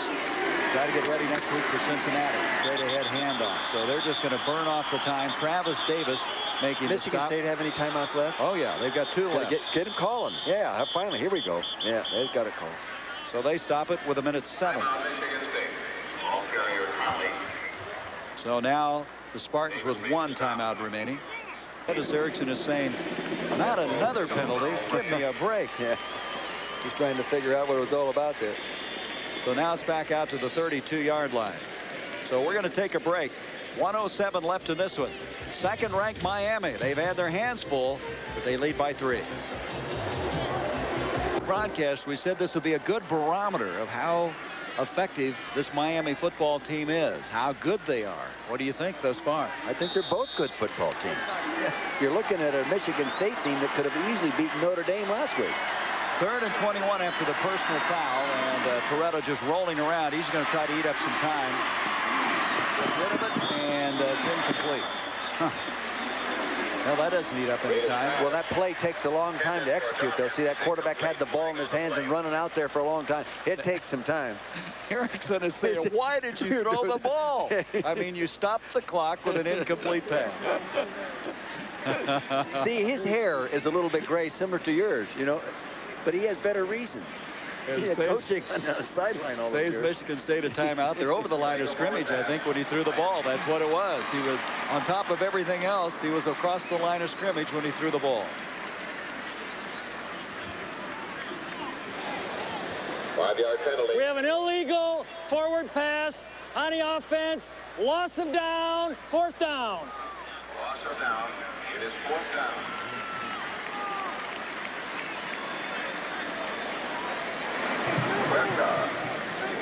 Here he comes on a little waggle action. Now, see, they were upset for getting all the way out bounds. I still don't see the penalty right there. And the coach is upset because he throws it and stops the clock. And now they're going to attempt a field goal. This will be a 52-yard attempt by Huerta, who's 3 of 3. With 1 minute left to go. Now you risk the danger of having it blocked and then have it go the other way. This ball's going to have to hurry to get there. He got it. 52 yards. Huerta. 52 yards. That is a career long. Miami, 26. 26-20. You know, a lot of people might not have attempted a field goal there just because of the danger of having it blocked. But Huerta didn't let that bother him. I'll tell you this, I don't think I would have, but that shows you why I'm up here and he's down there. Okay, 26-20. Let's go to Roger Twibel. And remember, he's just a sophomore. 52-yarder. At first, I didn't know if that ball was going to get there, but it dropped right over. He was 0 for 4 in his career outside the 50-yard line. And here he goes and pops one through. So Courtney Hawkins will go back to receive the kickoff. If he's having trouble kicking off, he ought to use that same long field goal approach. Well, now he's kicking it off. Yeah, this is a good one. Yeah. Hawkins is waiting at the 6. Trying to get wide, hit hard as he comes up to about the 25-yard line. 1 second and off that clock. So now Michigan State has 1 timeout left. 49 seconds left in the game. Down by 6. And the line of scrimmage, the 24-yard line. The other day on the practice field when they were working their 2 minutes offensive drill, Gary, they had 3 wide receivers in it. Enos will bring Duckett into the huddle with him.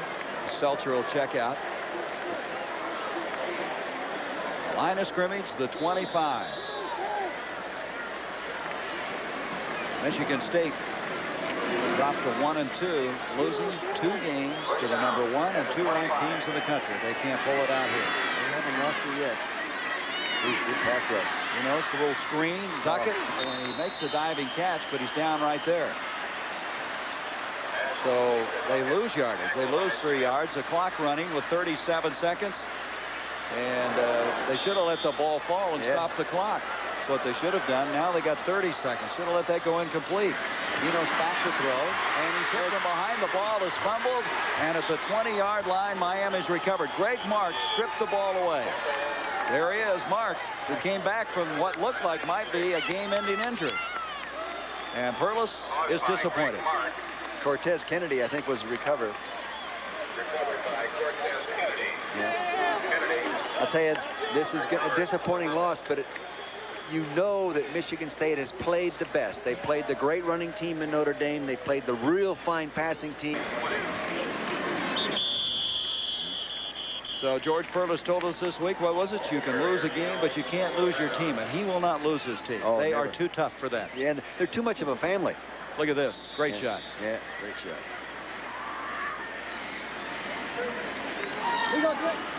And so the remaining seconds tick away, and that gives us time to announce the Chevrolet most valuable players of the game.